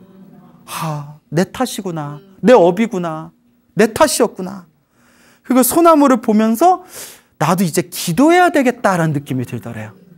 저는 항상 소나무에서 여러분들에게 강조하지 않습니까? 운명을 바꾸고 싶다면 반드시 3가지를 실천해라. 첫째, 기도를 많이 해라. 둘째, 복을 많이 지어라. 셋째, 마음을 잘 써라. 제가 항상 누누이 말씀드려서 아마 귀에 딱지가 붙었을 거예요. 기도해라, 복을 많이 지어라, 마음을 잘 써라. 그래서 이 보살님이 이제 내가 기도해야 되겠다라고 마음을 먹을 때쯤 그 어느 절에다 있는 지인이 법화경이라는 경전이 있거든요. 법화경을 사경해보라고 권유를 받았대요. 내가 법화경 사경해봤는데 너무나 마음이 편안하고 모든 일이 가정도 편안해지고 모든 일이 다 좋은 일들이 막 생겼어. 그러니까 우리 보살님도 법화경 사경 좀 해봐. 그래서 때마침 소나무 들으면서 내가 기도해야 되겠다 막 이런 생각이 있었거든요. 그래서 내가 기도 좀 해야 되겠다 할 때 법화경 사경해라 라는 말을 듣고 그럼 한번 해보겠다. 그래서 이제 법화경 책을 선물까지 받았대요. 경전에. 그래서 계속 사경을 했대요. 매일매일 조금씩이라도 매일매일 사경을 했는데 사람이 그게 있어요, 여러분. 그냥 기도를 하면 기도하는 것 자체가 마음이 편안해지는데 꼭 기도가 아니더라도 무언가를 자꾸 이렇게 베끼면 마음이 안정되는 효과가 있어요. 그래서 붓글씨 있잖아요. 붓글씨 하다 보면 2시간, 3시간 정말 마음이 편안해져서 붓글씨에 재미 붙인 사람은 하루 종일 글씨만 쓰고 싶다 하거든요. 팔은 아파도 마음은 편안한 거예요. 그리고 요새 현대인들 필사 유행이잖아요. 필사. 이렇게 좋은 시나 좋은 글, 귀절을 노트에다 베끼는 거. 실제로 필사를 하다 보면 마음이 편안해지는 느낌이 들거든요. 근데 부처님 경전인 법화경을 하나하나 이제 사경, 베껴 쓰다 보니까 실제로 마음이 편안해지는 효과가 일어나요. 그래서 계속 쓰다가 법화경 한 번을 다 쓸 때쯤에, 법화경을 통째로 다 쓸 때쯤에 이런 생각이 들더래요. 남편이 불쌍하다. 계속 남편을 원망하고 싫어하고 미워하는 마음이 있었는데 남편이 불쌍하다는 느낌이 들더래요. 그 마음이 변화되고 있는 거예요. 이게 중요합니다. 불교 수행의 핵심은 내 마음이 변화되는 거예요. 많은 분들이 오해하시는데 사람들이 기도를 하면 내 남편이 바뀔 거다, 내 자식이 바뀔 거다, 내 주변 사람이 바뀔 거다 생각하거든요. 아니에요. 불교 수행의 핵심은 누구의 마음이 바뀌더라? 내 마음이 바뀌더라. 왜 자기 마음은 안 고치고 남 마음만 고치려고 그래? 내 마음이 변하더라. 남편도 얼마나 힘들었을까? 남편도 얼마나 괴로웠을까? 사실 남편도 얼마나 스트레스를 받았을까? 남편한테 미안하다라는 마음이 들더래요. 그 왼수 같던 남편이 남편이 불쌍하다. 남편한테 내가 미안하다라는 마음이 들더랍니다. 그러던 어느 날, 일요일 날 친구들 동참 모임이 있었던 날이었대요. 친구들 동참 모임이 있었는데 이 친구들 동참 모임 때 자기가 그날따라 동참 모임에 가기 싫고 그냥 계속 집에서 법화경을 쓰고 싶더래요. 계속 법화경을 쓰고 싶었는데 그 친구한테 전화를 해가지고 나 오늘 모임에 못 갈 것 같아 라고 이제 이야기를 했답니다. 그리고 미안해 다음에 갈게 하고 집에서 일요일날 계속 이제 앉아서 법화경을 쓰고 있는데 띵동 하고 벨이 울리는 거예요. 보니까 이제 남편이 온 거예요. 남편하고 그때 주말 부부였대요. 서로 이제 합의를 보고 주말 부부처럼 생활을 했는데 남편이 싹 와가 일요일날 주말이라고 이제 일요일날 와서 그래서 이제 밥을 이렇게 차려주고 남편이 이렇게 막걸리 한잔 하는 걸 좋아했대요. 그래서 밥 차려주고 같이 막걸리 한 잔을 마셨대. 막걸리 먹으면서 오랜만에 서로 진지하게 서로 속 얘기를 털어놨대요. 그리고 보살님이 남편한테 이렇게 얘기했대요. 여보, 그동안 내가 정말 미안했어. 정말 미안해 라고 진심으로 얘기했대요. 예. 그리고 남편한테 진심으로 사과를 하고 이제 그날 이제 침대에 이렇게 누웠는데 그날 밤 꿈을 꿨답니다. 그날 밤 딱 꿈을 꿨는데 자기가 이렇게 병원에 누워 있었대요. 병원에 이렇게 누워 있었는데 하얀색 가운을 입은 의사가 이렇게 오더래요. 하얀색 가운을 입은 의사가 오더니 두 눈을 다 수술받아야 됩니다 라고 얘기하더래요. 그래서 두 눈을 다 수술받아야 됩니다. 꿈에서. 그래서 편안한 마음으로 그러면 의사 선생님이 알아서 두 눈 수술해 주세요. 그리고 딱 눈을 감는 순간 꿈에서 딱 깼답니다. 근데 신기한 게 그 의사 선생님 얼굴이 또렷하게 기억이 나더래요. 생생하게. 얼굴이 또렷하게 기억이 나는데 한 번도 본 적이 없는 분이었대요. 그래서 누군데 이렇게 자꾸 생각이 나지? 누구지? 라고 그 꿈을 꾸고 나서 그 며칠 후에 저기 이제 지방에 있는 어느 사찰에 이게 가족들끼리 소풍을 갔답니다. 가서 이제 그 사찰에다가 등도 달고 가족들 축원문도 이제 다 올리고 나서 그 절에 계시는 어떤 분이 여기서 조금만 올라가면 그 나옹 스님, 고려 말의 큰 스님이었던 나옹 큰 스님이 저기 지으신 창건하신 암자가 있는데 되게 좋아요. 오신 김에 거기 좀 보고 가세요 라고 이야기를 해줘가지고 거기 이렇게 올라갔대요. 그 암자에 올라갔는데 암자에 올라가서 거기다 이제 기도 접수를 했답니다. 기도 올려달라고. 그 집에 왔는데 얼마 후에 전화가 와서 이렇게 받아봤더니 그 암자 주지스님한테 전화가 온 거예요. 안녕하세요 신도님. 여기 뭐 저 없을 때 여기 암자에다가 기도를 올려놓으셔가지고 제가 전화드렸습니다. 여기까지 어쩐 일로 오셨어요? 해서 뭐 이런저런 대화를 나눴대요. 그러니까 그 주지스님이 그러면 앞으로 며칠 후에 몇 월 몇 날에 저희 절에 암자에 큰 법회가 있는데 시간 되시면 한번 꼭 오세요 라고 이렇게 말씀을 해주더래요. 그래서 스님 시간이 되면 꼭 가보겠습니다 했는데 때마치 그날 시간이 됐대요. 그래서 몸이 아픈 딸아이를 데리고 바람도 쐴 겸 그 암자회를 이렇게 갔는데 그날따라 신도들 그 암자에 많이 올라가더래요. 뭐 이렇게 바리바리 싸들고. 그래서 무슨 행사가 있나 싶어가지고 오늘 무슨 일 있어요? 오늘 뭐 무슨 날이에요? 했더니 오늘 이 암자를 창건하신 나옹스님 달의 일이고 오늘 관세음보살님 저만식 있는 날이에요 하더래요. 오늘 큰 법회가 있다고 하더니 이거 오늘 잘 왔다 싶어가지고 갔더니 거기 절에 이제 신도들이 많이 모여 있더래요. 그래서 이제 나홍쌤 달에 마치고 나서 이제 스님들하고 신도를 모여서 이제 그 새로 모신 관세음보살님의 점안식을 하는데, 점안식이 이제 눈에다가 기운을 불어넣는 의식이거든요. 점안식 하기 전에 불상은 하얀 종이로 싸가지고 얼굴을 못 보게 해요. 하얀 종이로 이렇게 불상을 싸거든요. 점안식 하기 전에는 부정 탄다고. 그래서 점안식 하면서 자, 뭐 신도들 하나 둘 셋 하니까 뭐 이렇게 종이에 천에 싹 벗기는 거 있잖아요. 딱 관세음보살님 점안식 하면서 천에 싹 벗겼는데 그 자리에서 심장이 튀어나가는 줄 알았대요. 그 관세음보살님 얼굴이 누구하고 똑같이 생겼더라? 꿈에서 본 하얀색 옷을 입은 의사 선생님하고 얼굴이 똑같더래요. 근데 우리 관세음보살님은 무슨 옷을 입고 많이 나타나시죠? 그래서 백이관음이라고 하잖아요. 그 꿈에서 본 양쪽 눈을 다 수술받아야겠네요 라고 했던 관세음보살님 그 불상 얼굴하고 꿈에서 본 그 의사 선생님 얼굴하고 똑같이 생긴 거예요. 심장이 튕겨져 나가는 줄 알았대요. 너무 놀라가지고. 그리고 법회가 끝난 뒤에 그 자리에서 펑펑 울었대요. 펑펑 울었답니다. 정말 불보살의 가피가 있구나. 관세음보살이 저렇게 나랑 함께 계셨구나. 그걸 오늘 나에게 증명하신 거구나.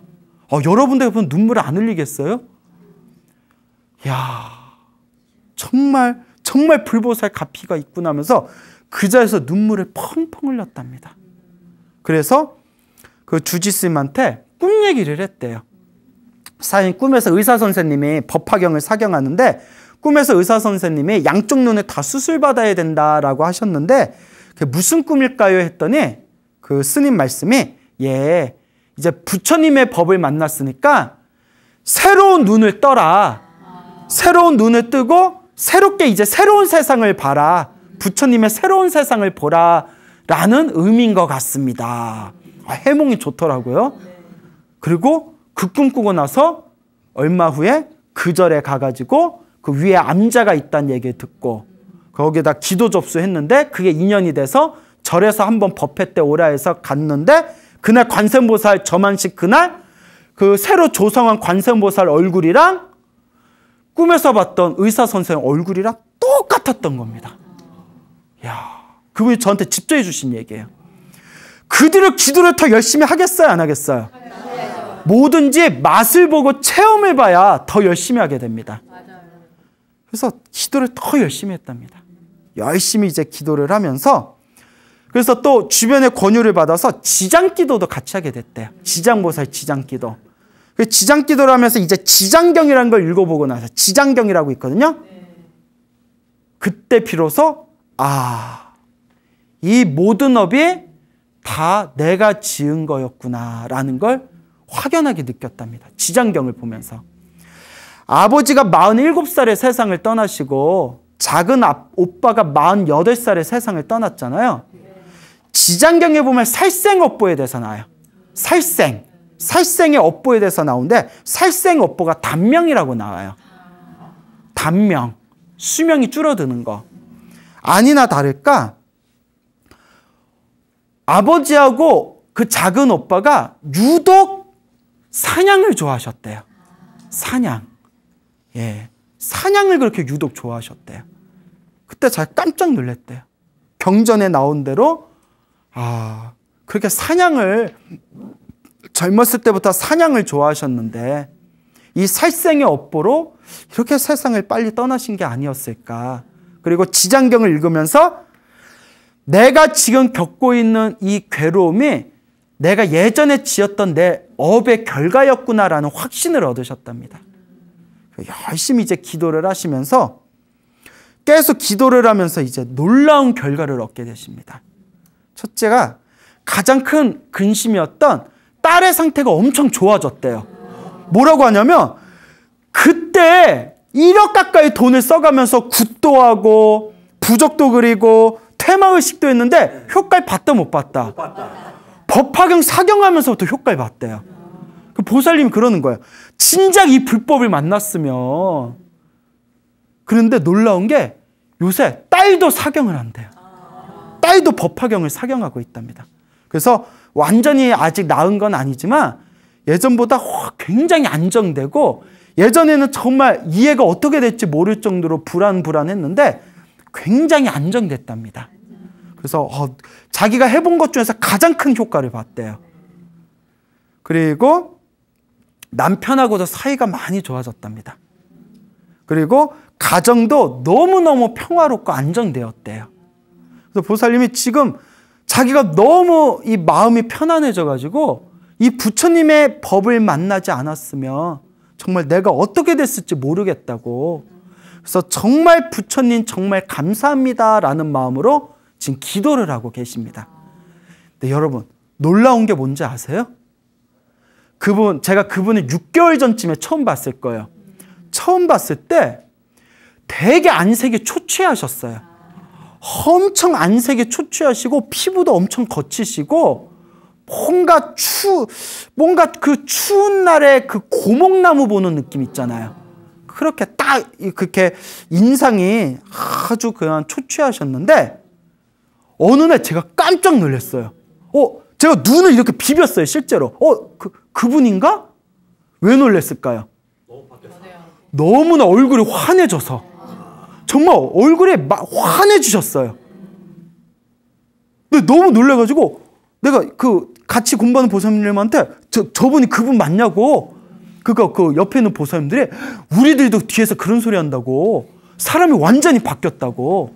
근데 그 보살님한테 그랬어요. 어쩜 이렇게 얼굴이 바뀔 수가 있냐고. 여러분, 관상이 바뀌더라니까요. 관상이 바뀌어요. 근데 너무 놀라서 그래요. 그 보살님이 하는 얘기가, 스님, 마음이 편안해지니까 피부도 좋아지는 것 같아요, 이러시더라고요. 여러분, 화장품 쓸 필요 없어. 기도해, 기도. 너무나 얼굴이 환해지고 밝아져서 이게 정말 부처님 값이구나. 이게 정말 부처님 값이구나. 그래서 그 보살님이 저한테 항상 고맙대요. 항상 고맙다. 왜냐? 소나무를 보지 않고, 그리고 소나무를 통해서 자기가 이 인과 업보의 가르침을 자기가 이해하지 못했고, 또 부처님께 기도하는 법을 몰랐다면 정말 자기가 지금도 너무나 힘들고 괴롭고 어떻게 됐을지 몰랐을 것 같다고. 근데 지금 모든 일이 다 잘 풀린 건 아니지만 일단 마음이 편안해서 좋대요. 너무 마음이 편안하대요. 그래서 제가 보살님께 제가 오히려 보살님께 더 감사드립니다.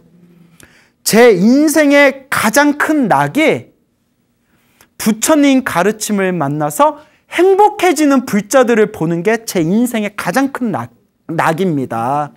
보살님 너무나 고맙습니다 라고 제가 말씀을 드렸어요. 그래서 그 보살님이 지금도 법화경 사경하고 매일매일 관세음보살 1만 번씩 부르고 지장기도까지 하고 있대요. 근데 너무 힘들대요. 양이 많아서. 그래서 내가 양을 좀 줄이라고, 양을 좀 줄이세요 이랬더니 양 조절을 좀 하겠습니다 라고 말씀을 하시더라고요. 그래서 지금도 열심히 이제 불법을 닦고 계시는데, 여러분들한테 꼭 들려드리고 싶은 얘기가 있어요.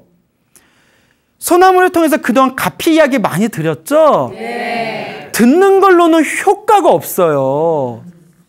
듣는 걸로는, 귀로 듣는 건 귀로 나갑니다. 그래서 제가 항상 우리 불자분들에게 드리는 이야기가, 불교는 지식의 종교가 아니다. 이런 얘기 백날 들어봤자 내가 실천하고 체험하지 않으면 아무런 효험이 없습니다. 여러분 감기에 걸렸는데, 감기에 걸리면 유자차가 좋고 따뜻한 물을 많이 마시고 비타민C를 많이 섭취하고, 이런 얘기 백날 들어봤자 감기가 나요 안 나요? 안 나요. 먹어야 될 거 아니야. 백날 약방문이라고 해서 무슨 약은 어떻게 짓고, 그거 백날 봐봤자 내 몸에 무슨 효과가 있겠어요. 그래서 불교는 지식의 종교가 아니다. 체험의 종교고 실천의 종교다. 결국은 체험하고 실천하고 내가 직접 몸으로 체득하는 길밖에 없습니다. 행복해지고 싶다면 기도하세요. 그리고 복을 지으세요. 그리고 제일 중요한 거, 마음을 잘 써야 돼요. 나 이 얘기 꼭 하고 싶은데 은근히 절에 다니면서 기도하시고 봉사활동하면서 복 짓는 분들 중에서도 되게 이기적인 사람들이 많아요. 의외로 많아요. 종교 생활하는 사람 중에 이기적인 사람들이 많습니다. 교회도 가도 그렇고 성당 가도 그렇고 믿음은 있는데 이기적인 사람들이 되게 많아요. 물론 훌륭하고 좋은 분들도 많지만 그 이기적인 내 마음을 좀 내려놓고 남한테 양보할 수 있는 거, 내 마음을 잘 쓰는 게 행복해질 수 있는 씨앗을 심는 가장 좋은 방법이에요. 그래서 제가 마음 잘 쓰는 게 가장 중요한 핵심이다 몇 번이나 말씀드리잖아요. 내 운명을 바꾸고 싶다면, 내 빚과 내 업보와 내 업장을 소멸하고 싶다면 어렵지 않습니다. 기도하시고 복을 짓고 평상시에 마음을, 다른 사람을 위해서 마음을 잘 쓰시기 바랍니다. 이 세 가지를 꾸준히 1년이건 3년이건 10년이건 꾸준히 닦는다면 이번 생을 넘어서 다음 생, 다다음 생까지 여러분들이 수없는 생 동안 받아갈 수 있는 엄청난 선업공덕을 쌓게 되실 겁니다. 우리 소나무의 수많은 팬분들께서 실제로 기도하시고 엄청난 마음의 평화를 얻으셨습니다. 근데 그 마음의 평화가 이번 생에 끝나는 게 아니라니까요. 기도하고 복을 짓고 마음을 잘 쓰면서 수행을 열심히 하신다면 세세생생 태어날 때마다 이 부처님의 무량한 공덕과 가피를 반드시 얻게 된다는 것을 꼭 명심하시길 바랍니다. 알겠죠? 네. 우리 어느 나이 어린 소녀가 또 소나무 애청자라고 편지를 보내왔어요. 그래서 여러분들께 요 엽서를 읽어드리도록 하겠습니다. 글씨가 앙증맞아요. 예, 그렇죠. 예. 광우스님께 안녕하세요. 저는 초등학교 1학년인 강승아이에요. 제가 불교와 소나무를 처음 만났을 때부터 아, 불교는 정말 있구나라는 것을 느꼈습니다. 제가 요즘 주말에 4,000번 넘게 지장보살을 외우고 있어요. 그리고 저번 주 금요일에는 17,535번을 외웠어요. 제가 요즘에 할머니와 엄마랑 법화경 사경을 하려고 해요.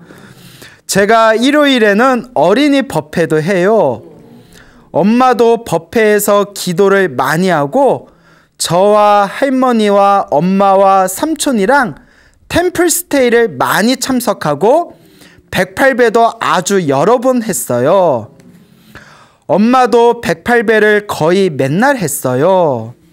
할머니는 말할 것도 없이 기도를 아주 많이 해요. 엄마와 할머니와 저는 아주 독실한 불자이에요. 이 편지도 시간 되시면 읽어주세요. 소나무는 아이들도 들을 수 있게 아주 재미있고 좋아요. 광우스님 안녕히 계세요. 예, 고맙습니다. 예.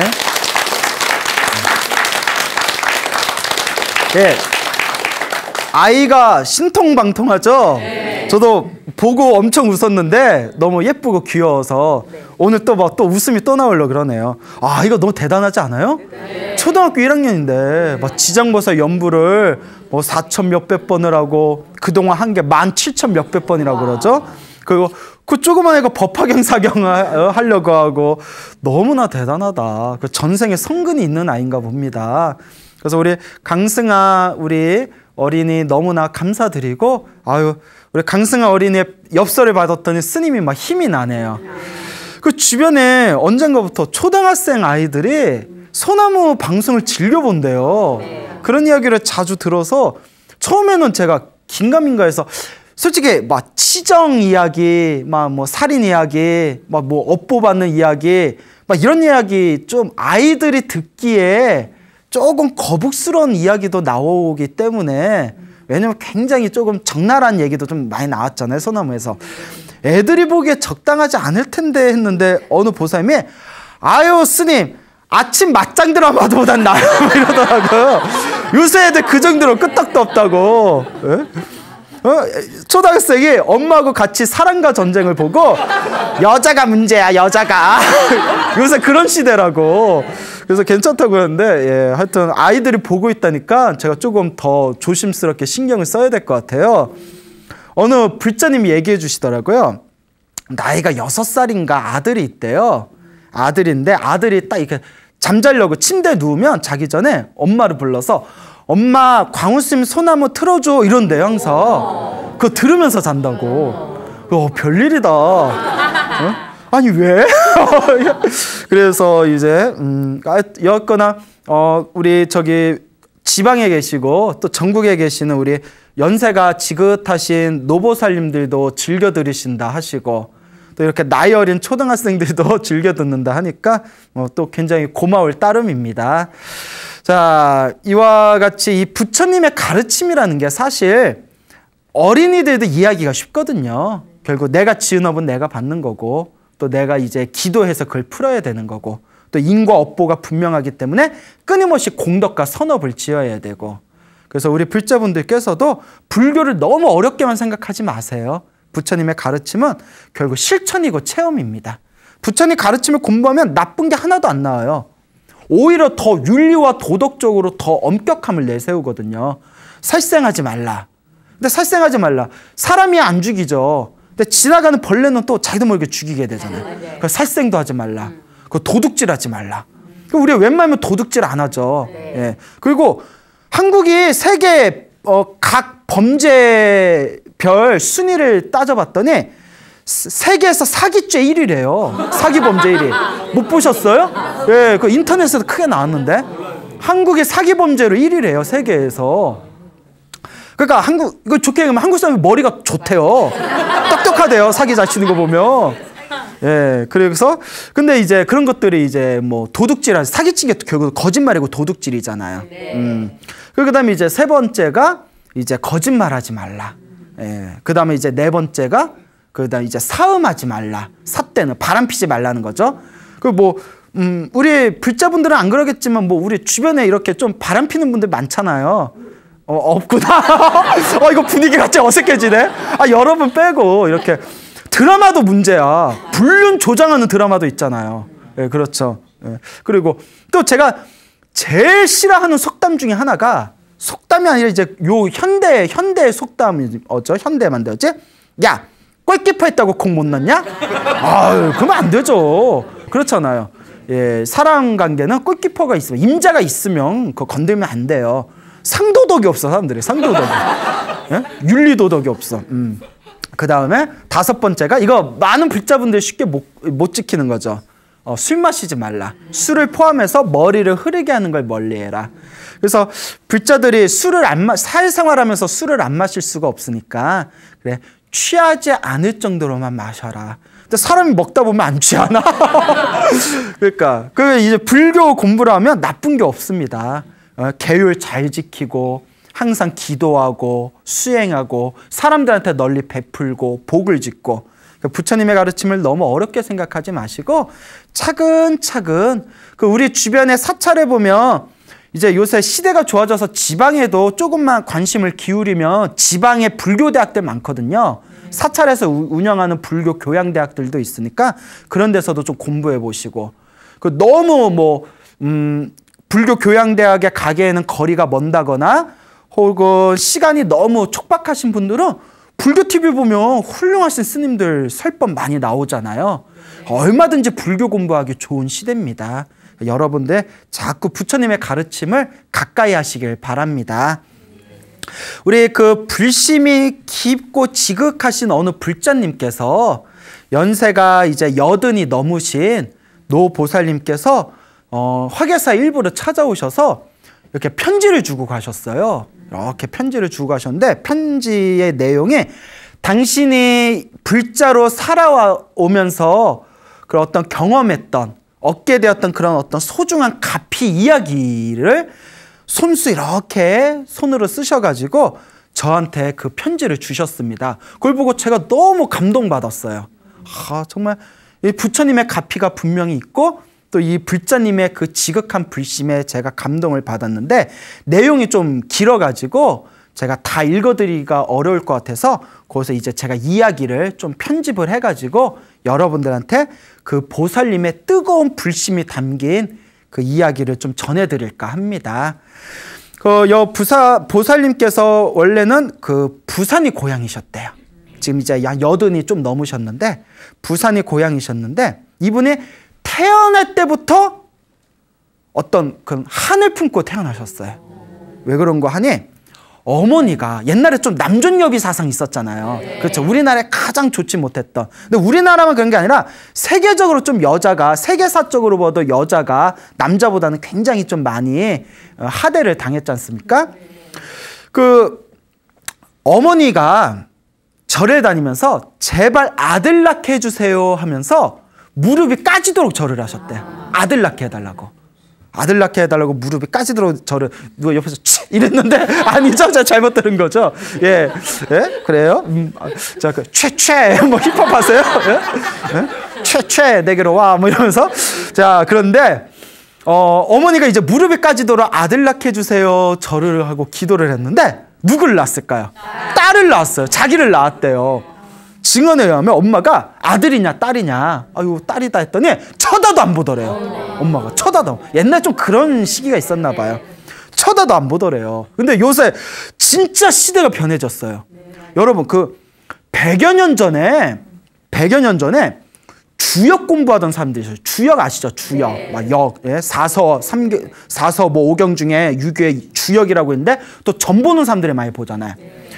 주역 공부하던 사람들이 이미 100 몇십 년 전에 100여 년 전에 무슨 얘기를 했냐면 천지가 개벽을 해서 하늘이 밑으로 오고 땅이 위로 올라가는 시대가 되는데 그 말이 무슨 말인 거 하니 여자가 남자 위에 올라서는 시대가 된다 라고 증언을 했대요. 그 내용 기록이 있어요. 그때 수많은 사람들이 믿었을까요? 안 믿었을까요?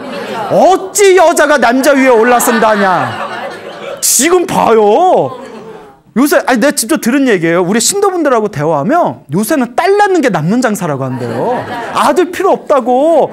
아들 낳아봤자 저기 뭐 며느리 눈치 보고 딸을 낳아야 된다고. 요새 그런 시대 왔잖아요. 그리고 요새 아직도 많이 부족하지만 또 요새 조금씩 페미 열풍 같은 게 불면서 또 여자들의 목소리가 굉장히 커지고 있잖아요.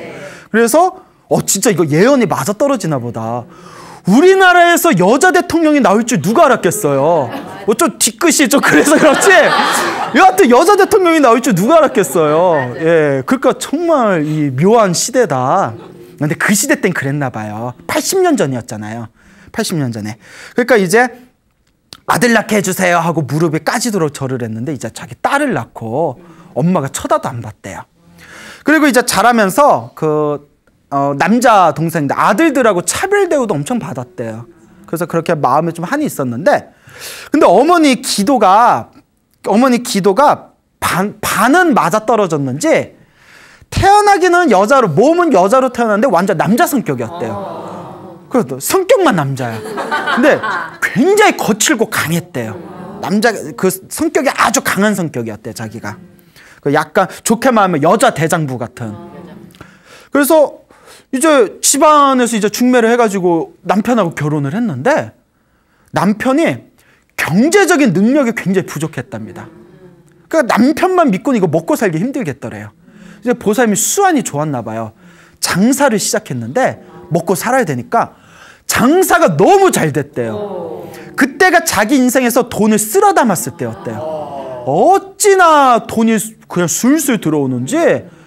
그래서 어떤 일이 있었냐면 이웃집에 사시는 아줌마가 아이고 그때 부산 동네에 있었나 봐요. 동네 아시죠? 동네. 예, 동네 말고 동네. 부산 동네에서 아이고 우리 부산 동네 돈은 다 쓸어가겠네 이렇게 얘기할 정도였대요. 부산 동네에 있는 돈은 다 쓸어가겠네. 그래서 자기가 뭐라고 맞받아쳤냐면 째째하게 부산 동네 돈 쓸어가봤자 뭐에 쓰냐고.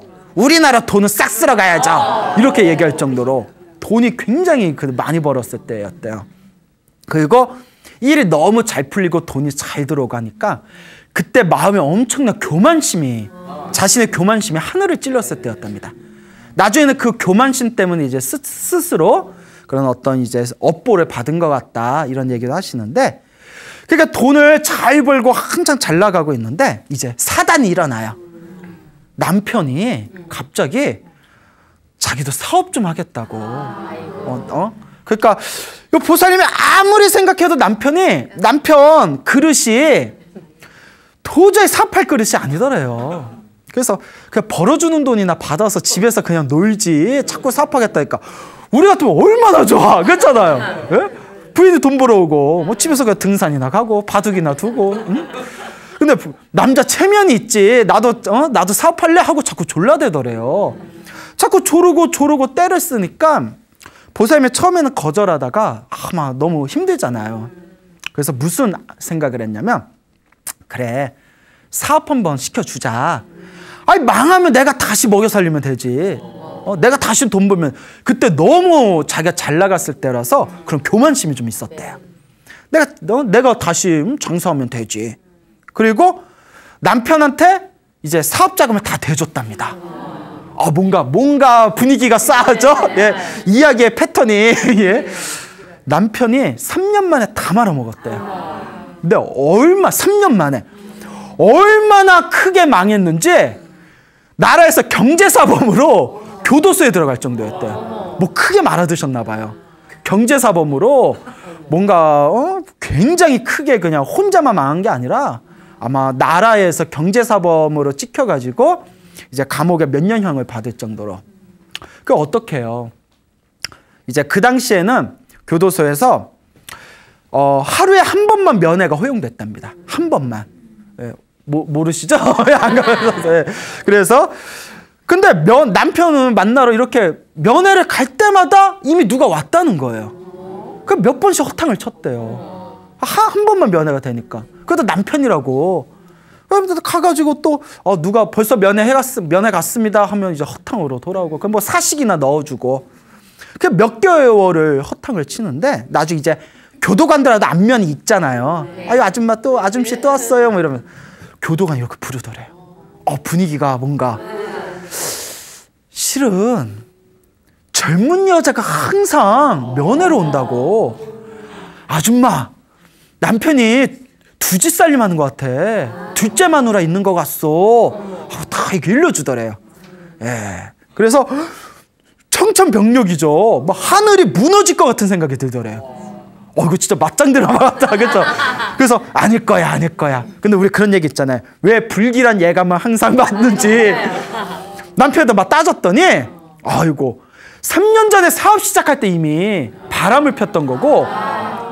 그러니까 더 황당한 게 바람핀 여자가 아들 둘이 있는 또 여자야. 예. 또 그러니까 아들 둘이 있는 여자를 만나가지고, 그래서 남편한테 난리나. 나는 그래서 정말 마음에서 일어나는 그 화딱지로는 당장 그냥 다 엎어버리고 싶지만, 다 옛날 분들 그런 어떤 지고지순한 가정에 대한 헌신 이런 게 있잖아요. 네.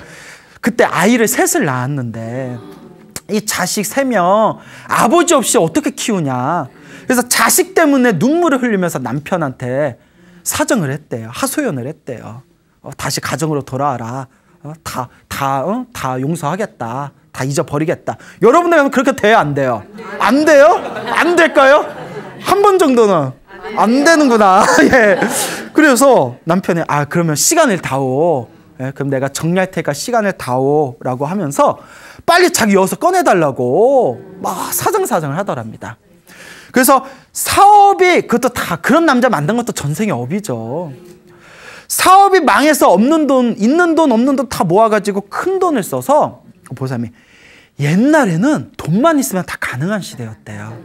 지금도 막 비싼 변호사 사면 지금도 막 뉴스 같은데 뭐 정관예우 해가지고 뭐 판사 출신 변호사 써가지고 막 이런 막 흉흉한 얘기 언론에서 많이 나오잖아요. 지금도. 그런데 옛날에 얼마나 더 심했겠어요.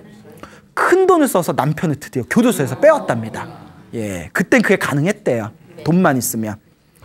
그리고 남편이 이제 집으로 돌아왔는데, 이제 보살님이 다시 돈을 벌려고 다시 장사를 시작해도 옛날처럼 돈이 안 벌리더래요. 이미 한번 그렇게 무너지고 나니까.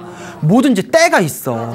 그 유명한 얘기 있잖아. 야야, 물 들어온 김에 노져라. 물 들어온 김에 노져라란 말이 있잖아요. 한번 그 밀물 썰물 싹 이제 다 빠져나가니까 이제 장사가 옛날같이 안 되고, 또 어머님이 자기 그렇게 구박했던 친정 엄마가 아들들이 서로 키우기 싫다고 해서 또 자기가 모시고 있는 상황. 예. 그러니까 기도해서 그래도 딸은 잘 둔 것 같아요. 그래서 자기가 또 친정 엄마 모시고 살고 있고, 애들 셋 있고, 그리고 남편하고 매일 고성을 지면서 싸운다는 거예요. 정리를 안 해가지고, 여자 정리를 안 해서. 예. 그러니까 남자가 양심이 있으면 그러면 안 돼, 그죠? 남자가 양심이 있으면 그러면 안 됩니다. 옛날에 유명한 얘기가 있어요. 역대로 조강지쳐 버려서 잘된 남자 없다. 얘기 다 들어보셨죠? 예. 이거 방송 보고 찔리는 분들 계실까봐 괜히 미안하네. 유명한 얘기 있잖아요. 조강지쳐 버리고 잘된 남자 없다. 예, 그렇잖아요. 그래서 우리 보살님께서도 그렇게 남편의 마음을 되돌리려고 노력해도 그게 안 되니까 나중에는 그러면 아이 셋을 자기가 키우는 조건으로 깔끔하게 헤어졌대요. 예, 더 이상 안 되겠다. 그래서 이제 깔끔하게 헤어졌답니다. 그리고 그렇게 남편하고 헤어지고 장사도 안 되고 벌었던 돈도 다 나가버리고 먹고는 살아야 되겠는데, 그러니까 가슴에 이렇게 화병을 좀 얻으셨대요. 가슴에 답답하게 화병을 얻었다가 그때 친분이 있는 지인이 절에 가자 해가지고 그때 처음 절에 갔대요. 절에 가서 큰 스님도 만나서 인사드리고, 또 오는 길에 불교 용품점에 서점에 가가지고, 불교 서점에 가서 주인 아줌마한테, 서점 주인한테 내가 이제 절에 다닐 건데 절에 처음 다니는 사람이 볼 수 있는 좋은 책 좀 이렇게 좀 가려서 주세요 했더니 책을 이것저것 이렇게 챙겨서 주더래요. 그 중에 팔상록이라는 책이 있었대요. 저도 옛날에 본 기억이 있는데, 팔상록이라는 책이 부처님의 일대기, 부처님의 탄생과 부처님의 열반을 여덟 주제로 이렇게 나눈 것을 팔상록이라는 부처님 일대기 책이 있어요. 일종의 부처님의 생애예요. 팔상록이라는 부처님의 생애를 보고 충격을 받았대요, 보살님이. 여태껏 부처님이 그냥 자기는 여태껏 부처님이 귀신들의 왕인 줄 알았대요. 귀신들의 왕이라서 부처님한테 기도하면 귀신들이 이렇게 소원 들어주고 그런 존재인 줄 알았대요. 그러다가 부처님의 생애 그 팔상록을 딱 보고 나서 거기에 딱 부처님의 일대기를 보면서, 아, 부처님은 지혜와 자비를 완벽하게 갖추신 위대한 성인이구나라는 걸 그때 자기가 깨달았대요. 네. 그때 이후로 기도를 열심히 하셨답니다. 아주 기도를 열심히 하시고, 또 뭐 화엄경 야창계도 하고, 하여튼 기도를 여러 가지로 열심히 하셨는데, 어느 날이었답니다. 어디 포교당에서 이렇게 지장기도를 하고 있었대요. 하염없이 이제 천도제도 올리고 이렇게 지장기도를 하고 있었는데, 지장기도를 할 때 보살님이 비몽사몽에 환상을 본 거예요. 지장기도를 하고 있는데 누가 이렇게 자기 어깨를 툭툭 치더래요. 딱 쳐봤더니 아주 그냥 건강한, 아주 근골이 탄탄한 건장한 남자가 자기를 딱 이렇게 보면서 웃으면서, 인상 좋게 싹 웃으면서 보살님이 기도 열심히 해서 제가 잘 갑니다, 제가 떠납니다, 잘 갑니다 하면서 인사를 딱 정중하게 하고 나가더래요. 그 나가는데 그 남자 뒤로 조폭같이 시커먼 정장을 입은 남자들을 줄지어서 법당 밖으로 나가더랍니다. 그 환상을 딱 본 거예요. 이게 뭐지? 하고 있는데 신기한 게, 지장기도하다 그 환상을 보고 나서 자기 성격이 싹 변해버렸대요. 예전에는 성격이 엄청나게 거칠고 강한 성격이었는데 성격이 엄청나게 부드럽고 유순하게 변했대요. 그래서 어떤 일이 있었냐면, 아들 시험 때문에 이제 합격력을 살려고, 엿 먹잖아요, 합격력. 엿을 살려고 시장을 갔대요. 엿을 살려고 시장을 갔는데 이제 철썩 붙으라고. 근데 저기서 웬 아줌마가 뒤에다가 애를 업고서 이렇게 엿판을 깔아놓고 엿을 팔고 있더래요. 그러니까 가서, 아줌마, 찹쌀엿 있어요? 이랬대요. 왜냐면 찹싹하고 붙어야 되니까. 찹싹. 그래서 찹쌀이나 찹싹이나 찹쌀엿 있어요 했더니 찹쌀엿은 없고 수수엿은 있어요. 아유, 수수엿은 못 먹겠네, 안 되겠네 하고 이렇게 그냥 갔대요. 근데 뒤에서 그 여자가 뒤에서 등 뒤에서 소리가 별 미친년을 다 보겠네 이러면서 별 미친년을 다 보겠네. 뭐 장사하기 싫다는 거죠. 그 얘기를 듣는 순간 옛날에 자기 자신이었으면, 옛날에 자기의 원래 모습이었으면 시장에 사람들이 보건 말건 그 자리에서 옆판 뒤집고 머리끄댕이를 잡고 싸웠을 거래요. 근데 순간 그 소리를 딱 듣는 순간 아유, 찹쌀역이나 수수역이나 그냥 먹으면 되지, 아유 내가 잘못했네 이런 생각이 들더래요. 순간 자기가 놀래가지고 내가 성격이 이렇게 변했구나, 옛날에는 상상도 못하는 성격이었는데 내가 이렇게 성격이 변했구나. 그때 그런 어떤 마음의 큰 변화를 느꼈답니다. 그래서 이분이 이제 열심히 이제 그 절에 다니면서, 절에 이제 의지하면서 기도를 열심히 하고 공덕도 많이 짓고 하는데 이제 어느 날이었대요. 무슨 장사인지는 모르겠는데 편지에 무슨 장사했는지는 안 나와서 뭐 사업인가 장사인가를 하시는데 종업원 여러 명을 두고 하셨대요. 근데 열심히 하는데도 돈이 모이지를 않더래요. 현금이 없대요. 월급 종업원들 여러 명 월급 다 챙겨주고 뭐 생활비 쓰고 하면 떨어지는 현금이 없다는 거예요. 너무 힘들어서 아무리 애를 쓰고 장사를 해도 돈이 안 모이니까 법당에 가서 부처님 앞에서 막 울면서 기도를 했대요. 부처님, 내가 이렇게 기도도 열심히 하고 공양도 많이 올리는데 왜 안 도와주시냐고 막 울면서 기도를 하는데, 근데 이분이 전생에 뭐가 좀 닦은 게 있어서 그런가 또 이제 환청이 들린 거. 환청. 예, 환청이 들면 또 병원부터 가야 되는데 환청이 들린 거예요. 막 울면서 왜 나 나 이렇게 돈이 안 모이니까냐고, 부처님 좀 도와주시지 하고 막 울면서 하염없이 기도를 하는데 부처님 앞에서 부처님이 너는 뭐가 그래 욕심이 많냐, 뭐가 그래 욕심이 많냐, 너 돈 많잖냐 이러더래요. 너 돈 많잖냐. 부처님이 그렇게 얘기를 하시더래요. 그러니까 보살님이 순간 울컥하는 마음이 생기더래요. 내가 현금이 하나도 없는데 내가 무슨 돈이 있냐고 부처님.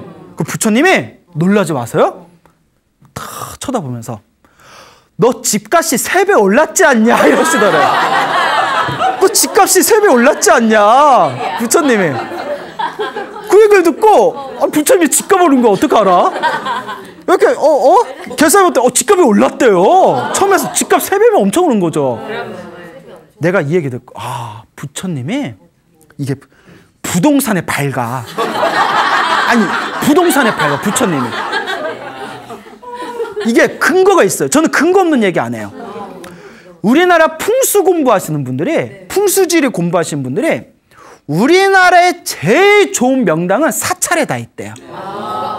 500년 이상 된 고찰, 저도 막 1000년 고찰 이러죠. 500년 이상 되고 1000년 고찰은 무조건 명당이래요. 그 왜 스님들이 이렇게 명당 자리에다 절을 졌냐? 부처님이 부동산에 밝아. 다 아셔. 자 이제 왜 또 웃자간 말이에요. 그러니까 부동산 하시는 분들 부처님한테 기도 많이 올리세요. 너 집값이 3배 올랐지 않냐 이러더래요. 그때 마음이 탁 내려놓으면 부처님이 나 욕심 부리지 말라고 이렇게 가르침을 주시는구나. 그리고 이제 어느 날이었대. 이제 아들이 대학 이제 입시 시험을 봤는데 우리 부모님들 수능기도 엄청 열심히 하잖아요. 그래서 아들을 위해서 막 우리 아들 대학 입시 잘 가게 해달라고, 대학 학교 잘 가게 해달라고 하염없이 기도를 했답니다. 근데 이제 어느 날 기도를 하는데 눈앞에서 환상을 봤대요. 동력동자 있죠, 한자. 동력동자가 딱 하고 눈앞에서 빡 하고 보이더래요. 환하게 동력동자가. 부처님이 계시를 내려주신 거다. 그래서 아들한테 가서 야, 너 서울에 동자 들어가는 대학에 원서를 넣어라. 예, 그걸 뭐 대놓고 얘기해. 하여튼 그랬대. 그냥 동자 들어가는데 넣어야 된다. 그러니까 아들이 엄마 뭔 얘기야? 뭐 별 이상한 얘기하고 그래. 그리고 안 넣었대요 거기다. 그리고 떡 떨어졌대요. 그리고 이제 아들도 이제 떨어지고 막 하고 이제 마음이 찹찹하잖아요. 그리고 막 장사하는데 힘들고 일도 안 풀리고 집값이야 3배 늘었지만 현금도 없고 너무 힘들고 우울한데 어느 날 그 절에 다니신 보살님이 그 수행을 열심히 하는 스님들한테 대중공양을 올리면, 대중공양이 이제 스님들한테 공양 올린 걸 대중공양이라고 해요. 대중공양을 올리면 큰 복을 받는다고 하지 않냐. 그 저기 통도사에 그 수행하시는 스님들한테 대중공양 올리면 어떻겠냐. 그 통도사를 다니셨나 봐요. 그러니까 스님들 또 통도사 절이 크잖아요. 거기서 뭐 참선하시는 스님들도 막 몇십 명 되시고 하니까 스님들 대중공양 올리려면 현금이 얼마 필요한가 봤더니 좀 이제 이 거액이 필요한 거예요. 그렇잖아요. 뭐 돈 몇만 원 갖고 안 되잖아요. 근데 그 돈이 어디 있어요. 그러니까 또 부처님 앞에서 또 울었대요. 아, 우리 부처님은 속도 좋아. 그거 다 받아줘. 전국에서 울면서 기도하는 불자도 다 받아주잖아요. 부처님 앞에서 울면서 내가 스님들한테 대중공양 올리고 싶은데 현금은 하나도 없고 복 짓고 싶은데 하면서 막 우니까 또 환청이 들리더래요. 뭐가 자꾸 들려?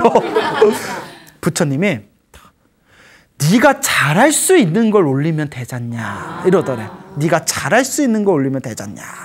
그게 딱 귀에 들리면서 순간 내가 잘할 수 있는 게 뭐지 하다가 마음에 딱 느껴지는 바가 있더래요. 그래서 시장에서 질 좋은 털뭉치를 사가지고 한 땀 한 땀 목도리를 짰대요. 목도리를 짰는데 한 땀 한 땀 목도리를 짤 때마다 참회진언을 외웠대요. 참회진언이라고 아시죠? 분위기 봐라. 이거 어떡하나. 천수경에 보면 참회진언이라고 나와요. 내 업장을 참회하는 진언. 그래서 옴살바 모짜모지 사다야 사바. 옴살바 모짜모지 사다야 사바. 그래서 한 땀 한 땀 그 털을 짜면서 옴살바 모짜모지 사다야 사바 참회진언을 외우면서 그렇게 눈물이 나오더래요. 눈물이 툭 떠올리면서 21개를 만들었대.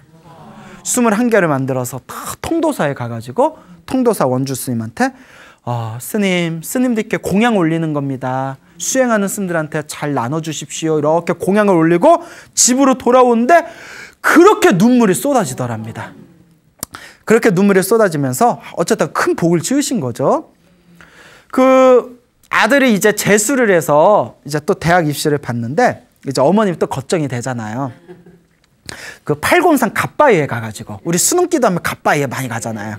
소원 3개 중에 하나는 들어준다 뭐 이래가지고 갓바위에 가서 또 기도를 열심히 했대요. 부처님 우리 아들 이번에 대학 붙겠습니까? 간절히 기도했는데 또 눈앞에서 큰 대자 있잖아요. 큰 대자. 대학교 때 큰 대자가 딱 하고 보이더래요. 뭐가 자꾸 들리고 보여. 큰 대자가 딱 하고 보인 순간 아이고 이번에는 붙었다. 그 아들이 대학교에 이제 잘 들어가게 되었답니다.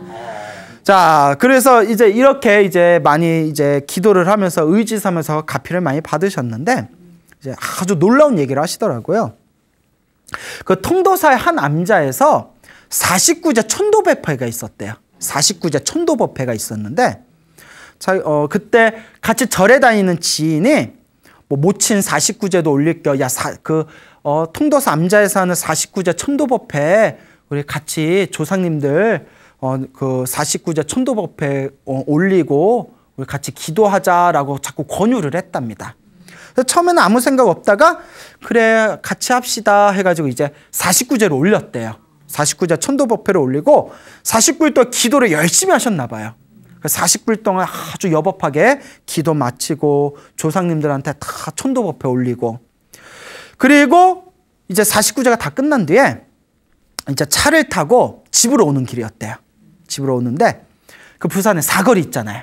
모 사거리에 횡단보도에서 차가 이렇게 멈췄대요. 횡단보도에 차가 이렇게 멈췄는데 순간 엄청 큰 소리로 환청이 들리더래요. 생생하게. 49제 잘 지냈다. 환청이. 근데 뒤에 더 반전이 있어요. 49제 잘 지냈구나 라고 환청이 크게 들리더랍니다. 너무 소리가 커서 깜짝 놀라서 주변을 둘러봤대요. 뭐지? 누가 아무것도 없는 거예요. 이게 뭘까? 근데 사실 우리가 자꾸 이렇게 뭐가 들리면 일단 병원 가봐야 돼요, 진짜. 보살한테 자꾸 뭐가 들리면. 근데 이분은 이제 대단하신 거예요. 이게 뭐지? 하고 이렇게 집에 갔는데, 여러분 놀라지 마세요. 그 환청을 듣고 3일이 지났을 때 그 환청이 들렸던 횡단보도에서 아들이 교통사고를 당했대요. 아들이 빵 거리면서 교통사고. 그 자리에서 너무나 사고를 크게 당해가지고 뭐 머리가 부셔졌대나 봐요. 병원 3군데 갔는데 3군데서 다 수술 안 된다고. 병원 3군데 돌고 돌아서 결국 수술을 받았답니다. 아주 위독한 상황에서 위험한 수술을 받았대요. 결과적으로는 수술이 잘 되고 지금 건강하대요. 보살님이 무릎을 딱 치면서 무슨 생각했냐면, 아들이 그 횡단보도에서 죽을 운명이었는데 그 횡단보도에서 49제 잘 지냈구나. 내가 49일 동안 천도법회하고 기도를 열심히 한 공덕으로 아들이 그 횡단보도에서 죽었을 운명이었는데 수명이 늘었다는 거예요. 야, 내가 아픔. 정말 이 보살님 대단하시다. 정말 불심이 대단하시다. 내가 기도하다가 뭐 환상 보고 환청 보는 사람들 보면 내가 별로 안 좋아하거든요. 아니, 자기 마음이 만든 착각일 수 있거든요. 이 보살님은 진국이다. 이 보살님 정말 오리지널이죠. 그래서 이 이야기를 보면서 너무 대단하다. 정말 대단하다. 한 시대에 척박했던 자신의 삶을 불심에 의지해서 스스로의 운명을 개척하신 분이 아닐까. 그래서 지금 80이 넘으셨잖아요. 얼굴도 건강해 보이세요. 자기 이제 남은 재산 자식들한테 다 나눠주고 좀 무소유의 마음으로 그냥 절에 다니면서 기도 열심히 하면서 그냥 부처님께 감사하는 마음으로 매일매일 살고 계시대요. 그래서 제가 너무나 대단하신 분이다 다시 한번 느끼게 되었습니다. 그래서 이렇게 너무나 소중한 이야기를 또 전해주신 우리 그 보살님께 너무나 또 감사드리는 바입니다. 여러분, 분명히 이 기도의 가피라는 거는 크게 받건 작게 받건 분명히 자신의 기도의 가피와 공덕은 있습니다. 제가 항상 귀에 딱지가 붙게 말하잖아요. 전생의 업보가 두꺼우면 효과를 느리게 볼 뿐이고, 전생에 지어놓은 복이 많으면 효과를 빠르게 보는 거지, 반드시 효과가 빠르고 더디면 있을지언정 기도의 공덕과 가피는 분명히 역력하게 살아있다라고 누누이 말씀을 드립니다. 그러니까 여러분, 우리가 기도해야 돼요. 여러분, 힘들 때 기도하고, 괴로울 때 기도하고, 화병 있을 때 기도하고, 여자친구 없어도 기도하고, 남자친구 없어도 기도하고, 결혼하고 난 뒤에 알고 봤더니 배우자가 진상이었을 때 기도하고, 오로지 기도예요. 기도하면서 내 마음을 녹이고 내 업이다 생각하면서 자꾸 닦아나가는 수밖에 없겠죠. 근데 불교에서 결국 내 앞에 펼쳐진 행복과 불행도 내가 지은 업보거든요. 좋은 일이 생긴 거는 내가 지은 복이에요. 나쁜 일이 생겼다면 내가 지은 업장입니다. 결국은 내가 풀어나가는 수밖에 없습니다. 아무리 듣기 좋은 이야기를 아무리 해줘도 귀로 듣는 거는 아무런 효험이 없어요. 그래서 저는 뭐 힐링 이런 거 별로 안 좋아해요. 힐링 막 이런 거 있잖아요. 귀로 들으면 끝이에요. 들을 때는 박수치고 웃지만 끝나고 나면 원래 상태인데. 그래서 저는 힐링이 중요한 게 아니다. 수행이 중요하다. 내 몸과 마음의 변화, 직접적인 체험과 이 수행의 맛이 진정으로 중요한 것이다 라고 말씀드리고 싶습니다. 알겠죠? 네. 그래서 이렇게 우리 주변에 기도에서 가피받은 분들이 많다는 것을 꼭 기억해 두시기 바랍니다. 그래서 우리 그 재미난 얘기를 하나 더 드리자면, 짧은 얘기인데, 우리 여기 불교TV BTN의 요 밑에 법당이 무상사잖아요. 네. 요 무상사 신도분께서 집재해 주신 얘기예요.